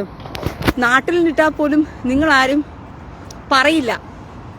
ഇപ്പൊ നാട്ടിൽ നിന്നുകൊണ്ടാണ് ഞാൻ പറയുന്നത് എന്ന് പറയുമ്പോഴത്തേക്ക് എന്ന് പറയും. പക്ഷെ ഞാൻ ദൈവം എന്തിനാ യെരുശലേമിൽ കൊണ്ടുവന്നെന്നറിയാമോ? എന്നെ ദൈവം യെരുശലേമിൽ കൊണ്ടുവന്നതേ പദ്ധതിക്കായിട്ടാ. നിങ്ങൾ കാണുന്നത് പോലെ നിങ്ങൾക്ക് ഇവിടെ ഇസ്രായേൽ എത്രയോ പെണ്ണുങ്ങൾ ജോലിക്ക് വരുന്നു. എന്നെ പോലെ ഇറങ്ങി നടക്കാനും എന്നെ എത്രയോ പേര് അസിയോട് നോക്കുന്നറിയാവും. ഇസ്രായേലിൽ തന്നെ ജോലിക്ക് നിൽക്കുന്ന പെൺപിള്ളേര്. ഞാനും ജോലിക്കായിട്ട് വന്നവളാ. പക്ഷെ എന്റെ കർത്താവ് പറഞ്ഞു, മോളെ നിന്നെ ഞാൻ ജോലിക്കായിട്ടാ കൊണ്ടുവന്നെങ്കിലും ആ ജോലിയല്ല നിന്റെ യഥാർത്ഥ ജോലി, നിനക്ക് ഞാൻ തരാൻ ജോലി എന്ന് പറഞ്ഞിട്ട് കർത്താവിനെ ഏൽപ്പിച്ചിരിക്കുന്നതുകൊണ്ടാ രാവും പകലും ഉച്ചയ്ക്കും നേരം വെളുക്കുമ്പോഴെല്ലാം നിങ്ങൾ മിക്ക സമയങ്ങളിൽ എന്നെ കാണുന്നില്ലേ? പകലെല്ലാം പുറത്ത് കാണുന്നില്ലേ? മിക്കപ്പോഴും എന്നെ നിങ്ങൾ പുറത്ത് കാണുന്നില്ലേ? ലീഗൽ വിസയിലല്ലാണ്ട് ഇസ്രായേലിൽ നിൽക്കാൻ പറ്റത്തില്ല, പോലീസ് പിടിക്കും. ലീഗൽ വിസയിലല്ലാണ്ട് നിന്ന് കഴിഞ്ഞാൽ. അപ്പം എന്നെ നിങ്ങൾ പല സമയങ്ങളിലും പുറത്ത് കാണുന്നു. എന്തുകൊണ്ടാണ് കാണുന്നത്? എന്തുകൊണ്ടാണ് കാണുന്നതെന്ന് ചോദിച്ചു കഴിഞ്ഞാൽ, ഒരു മിനിറ്റ്, ഞാൻ അപ്പുറത്തെ റോട്ടിലോട്ടൊന്ന് കടക്കട്ടെ. എന്തുകൊണ്ടാന്ന് ചോദിച്ചു കഴിഞ്ഞാൽ, ദൈവം പറഞ്ഞു, എൻ്റെ കുഞ്ഞേ, എൻ്റെ മുത്തേ, നിന്നെ മക്കളെ അപ്പം കൊണ്ടുവന്നത് ഇസ്രായേലിൽ വരാനുള്ള ഒരു വഴി മാത്രമായിരുന്നു. എന്തുവാ? ഒരു ജോലിയുടെ വിസയുടെ പേരിൽ കയറി വരിക എന്നുള്ളത്. മനസ്സിലായോ? എന്നെ ഇസ്രായേലിൽ കൊണ്ടുവരണമെങ്കിൽ ചുമ്മാ പറത്തി കൊണ്ടുവരാൻ പറ്റുമോ? ഒന്നുമില്ലാതെ കൊണ്ടുവരാൻ പറ്റുമോ? ഒരു പ്രോസസ്സിങ് വരുന്നതിന് വേണ്ടിയിട്ട് അതിനൊരു വിസയുടെ ഒരു പേപ്പറും കാര്യങ്ങളുമൊക്കെ അതിൻ്റെ പിന്നിൽ. ഒരു ഞാൻ അപ്പുറത്തൊന്ന് കിടക്കട്ടെ. ഓക്കെ, മനസ്സിലായോ? എന്നെ ഇസ്രായേലിൽ കൊണ്ടുവരേണ്ട ദൈവത്തിൻ്റെ പദ്ധതിയുടെ ഭാഗമായിരുന്നത് കൊണ്ട് ചുമ്മാ ഇസ്രായേലിൽ പറത്തിക്കൊണ്ടുവരാൻ പറ്റുമോ? അപ്പോൾ ഒരു പേപ്പർ വർക്ക്, ആ ഒരു പേപ്പർ വർക്കാണ് എൻ്റെ ജോലിയുടെ ഭാഗമെന്ന് പറയുന്നത്. പക്ഷെ യഥാർത്ഥത്തിൽ എന്നെ കൊണ്ടുവന്നതിൻ്റെ ഉദ്ദേശം വേറെയാണ്. അതാണ് ഞാൻ ചെയ്തുകൊണ്ടിരിക്കുന്നത്. ആ കാര്യം ഞാൻ പൂർത്തീകരിക്കുക തന്നെ ചെയ്യും. അതിനകത്തൊരു മാറ്റവും എനിക്കില്ല. എന്നെ കൈവെള്ളയിൽ കൊണ്ട് നടക്കുന്നത് നിങ്ങൾക്ക് അറിയാത്തത് കൊണ്ടാണ് പ്രിയ സഹോദരങ്ങളെ. ഞാൻ പറയാൻ പോയി കഴിഞ്ഞാൽ 100 കൂട്ടം സാക്ഷ്യങ്ങൾ എനിക്ക് നിങ്ങളോട് പറയാനുണ്ട്. അതൊക്കെ ഞാൻ വഴിയനെ പറയാം നിങ്ങളോട്. ഓരോ ദിവസവും അപ്പൻ കൊണ്ട് നടക്കുന്നത് മക്കൾ അനുഭവിക്കണം, അറിയണം. മനസ്സിലായോ? കൊച്ചു കൊച്ചു കാര്യങ്ങളിൽ പോലും വലിയ ആനക്കാര്യങ്ങൾ ചോദിച്ച് വാങ്ങിക്കുന്നതിനകത്ത് സുഖമില്ലെന്നേ. അതൊന്നും വലിയ സുഖമായിട്ട് തോന്നത്തില്ല. വലിയ ആനക്കാര്യങ്ങളൊക്കെ കിട്ടിയതുകൊണ്ട് അത് ലോകക്കാർക്ക് എല്ലാവർക്കും പ്രാപിക്കാൻ പറ്റുന്നത് തന്നെയാണ്. പക്ഷേ കുഞ്ഞു കുഞ്ഞു കാര്യങ്ങൾ, കൊച്ചു കൊച്ചു കാര്യങ്ങൾ ദൈവം നടത്തിത്തരുന്നതുകൊണ്ട് അത് ഹൃദയത്തിലെ ആഗ്രഹത്തെ, ഞാൻ നിന്റെ ഹൃദയത്തിലെ ആഗ്രഹത്തെ നിനക്ക് തരുമെന്ന് പറഞ്ഞു. ഞാൻ കഴിഞ്ഞ ദിവസവും അപ്പനോട് ചോദിച്ചു ഒരു ചോദ്യം. ഞാൻ കോൺവെർസേഷൻ ചെയ്യാറുള്ളത്, എൻ്റെ അപ്പനോട് സംസാരിക്കാറുള്ളതെല്ലാം ഒരു രസമാണ്. അത് നിങ്ങൾക്ക് അറിയത്തില്ല. അതാണ് ഒരു കോൺവെർസേഷൻ എന്ന് പറയുന്നത്. അപ്പൻ മകൾ തമ്മിലുള്ളൊരു റിലേഷൻഷിപ്പ് എന്ന് പറയുന്നത് തമാശ കലർന്നും സ്നേഹം കലർന്നും ഒക്കെയുള്ളതായിരിക്കണം ആ റിലേഷൻഷിപ്പിൻ്റെ സംസാരം എന്ന് പറയുന്നത്. അങ്ങനെ ഞാൻ അപ്പനുമായിട്ട് ഇങ്ങനെ സംസാരിക്കുന്ന സമയത്ത് ഞാനിങ്ങനെ ചോദിച്ചു, ഞാൻ ചില സമയം ഹീബ്രുവിലൊക്കെയാണ് സംസാരിക്കുന്നത്. അപ്പം ഞാൻ പറയും ഹമുദ്ഷലി ഹമുദ്ഷലി മത്തോക്ഷലി എന്ന് ഞാനിങ്ങനെ വിളിക്കും. എന്താണ് ഈ ഹമുദ്ഷലി മത്തോക്ഷലി എന്ന് പറയുന്നതെന്ന് അറിയാമോ? ചക്കരേ പൊന്നേ എന്നൊക്കെ പറയുന്നതാണ് ഈ ഹമുദ്ഷലി മത്തോക്ഷലി എന്നൊക്കെ പറയുന്നത്. എന്നിട്ട് ഞാൻ ചോദിച്ചു, അച്ഛാ സത്യം പറഞ്ഞു കഴിഞ്ഞാൽ ഞാൻ എന്താണോ ആഗ്രഹിച്ചത്, എനിക്ക് പറയാൻ വാക്കുകളില്ല പ്രിയ സഹോദരങ്ങളെ. ആ കാര്യം തന്നെ ദൈവം അത് നടത്തി തന്നു എന്ന് പറയുമ്പോഴത്തേക്കും ഒരിക്കലും അത് വിശ്വസിക്കാൻ പറ്റില്ല നമുക്ക്. എന്താണോ ആഗ്രഹിച്ചത് അത് തന്നെ. എൻ്റെ ബാറ്ററിയുടെ ചാർജ് തീർന്നു, 5%. ആഹാ, ഓക്കെ. ഞാൻ അടുത്ത ലൈവിൽ വരുമ്പോഴത്തേക്കും ദൈവവുമായിട്ട് എങ്ങനെയാ ഒരു കോൺവെർസേഷൻ ചെയ്യണം എന്നുള്ളതിനെക്കുറിച്ച് ഞാൻ പറഞ്ഞുതരാം. ഇന്നെന്തായാലും ഞാൻ വൈകിട്ട് വരാം ലൈവിൽ. മനസ്സിലായോ? ദൈവവുമായിട്ട് എങ്ങനെയാണ് കോൺവെർസേഷൻ ചെയ്യുന്നതെന്നുള്ളത് ഞാൻ പറഞ്ഞുതരാം നിങ്ങൾക്ക്. കാരണം ഈ പൊട്ട പാച്ചർമാർ പറയിപ്പിക്കുന്നത് നമുക്ക് നിങ്ങൾ കുത്തിയിരുന്ന് കവന്ന് കിടന്ന് നിങ്ങൾ ദൈവം എന്നുള്ള കോൺസെപ്റ്റിലല്ല കാണേണ്ടത്. അപ്പൻ മകൾ എന്നുള്ള ബന്ധത്തിലാണ് കാണേണ്ടത്. അപ്പൻ മകൻ എന്നുള്ള ബന്ധത്തിലാണ് നിങ്ങൾ കാണേണ്ടത്. അങ്ങനെ ഒരു കോൺവെർസേഷൻ നിങ്ങൾ ചെയ്ത് നോക്കാം. എന്നിട്ട് നിങ്ങൾ പറ. ഇത് കുറേ പേർക്ക് കേൾക്കുമ്പോൾ എന്തോ തമാശയായിട്ട് തോന്നുമായിരിക്കാം, കുറേ പേർക്ക് കേൾക്കുമ്പോൾ പൊട്ടത്തരമെന്ന് തോന്നുമായിരിക്കാം, കുറേ പേർക്ക് കേൾക്കുമ്പോഴത്തേക്കും ഇതൊരു പുതിയൊരു എന്തോ പോലെ തോന്നുമായിരിക്കാം. പക്ഷേ ഈ അനുഭവിച്ചവനല്ലേ അതിൻ്റെ ഗുണം അറിയത്തുള്ളൂ. അല്ലാതെ പോയി എല്ലായിടത്തിനെയും നമുക്ക് പഠിപ്പിച്ചു കൊടുക്കാൻ പറ്റുമോ? കാറ്റെന്ന് പറയുന്നത് നിൽക്കുന്നുണ്ട്, അന്തരീക്ഷത്തിൽ ഇപ്പോഴും നിൽക്കുന്നുണ്ട്. കാറ്റ് അന്തരീക്ഷത്തിൽ നിൽക്കുന്നു എന്ന് പറയുമ്പോഴും എവിടെ കാറ്റ്, നീ കണ്ടോ കാറ്റിനെ എന്ന് പറയുമ്പോഴത്തേക്കും ഇല്ലടാ അത് ഇപ്പോൾ അനുഭവിച്ചത് ഇവിടെ ഇങ്ങനെ അടിച്ചുകൊണ്ട് പോയി കാറ്റ് എന്ന് പറയുമ്പോഴത്തേക്കും ഞാൻ കണ്ടില്ല എന്നൊരുത്തം പറഞ്ഞു തന്നെ ഇരിക്കട്ടെ. എൻ്റെ അർത്ഥം എന്തുവാ? കാറ്റില്ലെന്നാണോ? അതോ കാറ്റ് അവനെ തഴുകിക്കൊണ്ട് പോയില്ലെന്നാണോ എൻ്റെ അർത്ഥം? ഇല്ല, കാറ്റ് തഴുകിക്കൊണ്ട് പോയി. അത് അനുഭവിച്ചത് കൊണ്ടാണ് പറയുന്നത്. യോ നല്ലൊരു ബ്രീസായിരുന്നു, നല്ലൊരു കുളിർക്കാറ്റ്, ഇങ്ങനെ തണുത്ത കാറ്റിങ്ങനെ അടിച്ചുകൊണ്ട് പോയി എന്ന് പറയുന്നത് എന്തുകൊണ്ടാണ്? അത് അനുഭവിച്ചത് കൊണ്ടാണ്. അപ്പോൾ അത് അനുഭവിച്ചില്ല, ഒരുത്തന്നെ അത് അനുഭവിച്ചില്ല എന്ന് പറഞ്ഞിട്ട് ഇല്ല നീ കള്ളത്തരം പറയുന്നു, കാറ്റെന്ന് പറഞ്ഞു അങ്ങനെ ഒരെണ്ണം ഇല്ലായിരുന്നു, അങ്ങനെ ഒരെണ്ണം സംഭവിച്ചില്ല എന്ന് പറയാൻ പറ്റുമോ? അത് വിവരദോഷികളും പൊട്ടന്മാരും പറയും. അത് അനുഭവിച്ചത് കൊണ്ട് എനിക്കറിയാം അത് പറയാൻ. എനിക്കതിൻ്റെ മഹാത്മ്യം എനിക്കറിയാം. ഞാൻ നിങ്ങളോട് സംസാരിക്കുമ്പോഴും പ്രാഗൽഭ്യത്തോടു കൂടിയാണ് സംസാരിക്കുന്നത്, 100% പ്രാഗൽഭ്യത്തോടു കൂടി. അത് ലോകത്തോട് എനിക്ക് വിളിച്ചു പറയേണ്ട കാര്യമൊന്നുമില്ല. ലോകം ചിലപ്പോൾ വിധി എഴുതുമായിരിക്കും അവരുടെ രീതിക്കനുസരിച്ച്, അവർ കൊടുത്ത സർട്ടിഫിക്കറ്റിനനുസരിച്ച് ലോകം വിധി എഴുതുമായിരിക്കും. ഇവള് പിന്നെ എന്തോ ഇങ്ങനെ സംസാരിക്കുന്നു, അവൾ ഇങ്ങനെ പറഞ്ഞു, അവൾ ഇങ്ങനെ സംസാരിച്ചു, ഇവക്ക് നാവ് ശരിയല്ല, ഇവളൊരു വിശുദ്ധയാണോ എന്നൊക്കെ പറഞ്ഞ് ലോകം പൊട്ട ലോകം എന്തോ ശവക്കലർക്കി പെയിൻ്റ് അടിക്കുന്നതല്ലേ. അവർക്കിതൊന്നും മനസ്സിലാകത്തില്ല. യഥാർത്ഥ അപ്പനെ രുചിച്ചറിഞ്ഞവർക്കും യഥാർത്ഥ ദൈവസ്നേഹത്തിൽ ജീവിക്കുന്നവർക്കും കാര്യം പിടികിട്ടും. ഞാൻ പറയുന്നതിനകത്ത് എത്രത്തോളം സത്യമുണ്ടെന്നും വാസ്തവമുണ്ടെന്നും. അതുകൊണ്ട് സമയം കിട്ടുകയാണെങ്കിൽ കുറച്ച് കഴിഞ്ഞ് ഞാൻ ലൈവ് വരാം. ഇപ്പോൾ കൊണ്ട് ചാർജ് കുത്തിയിട്ടെ. Okay, bye bye, lucky truth.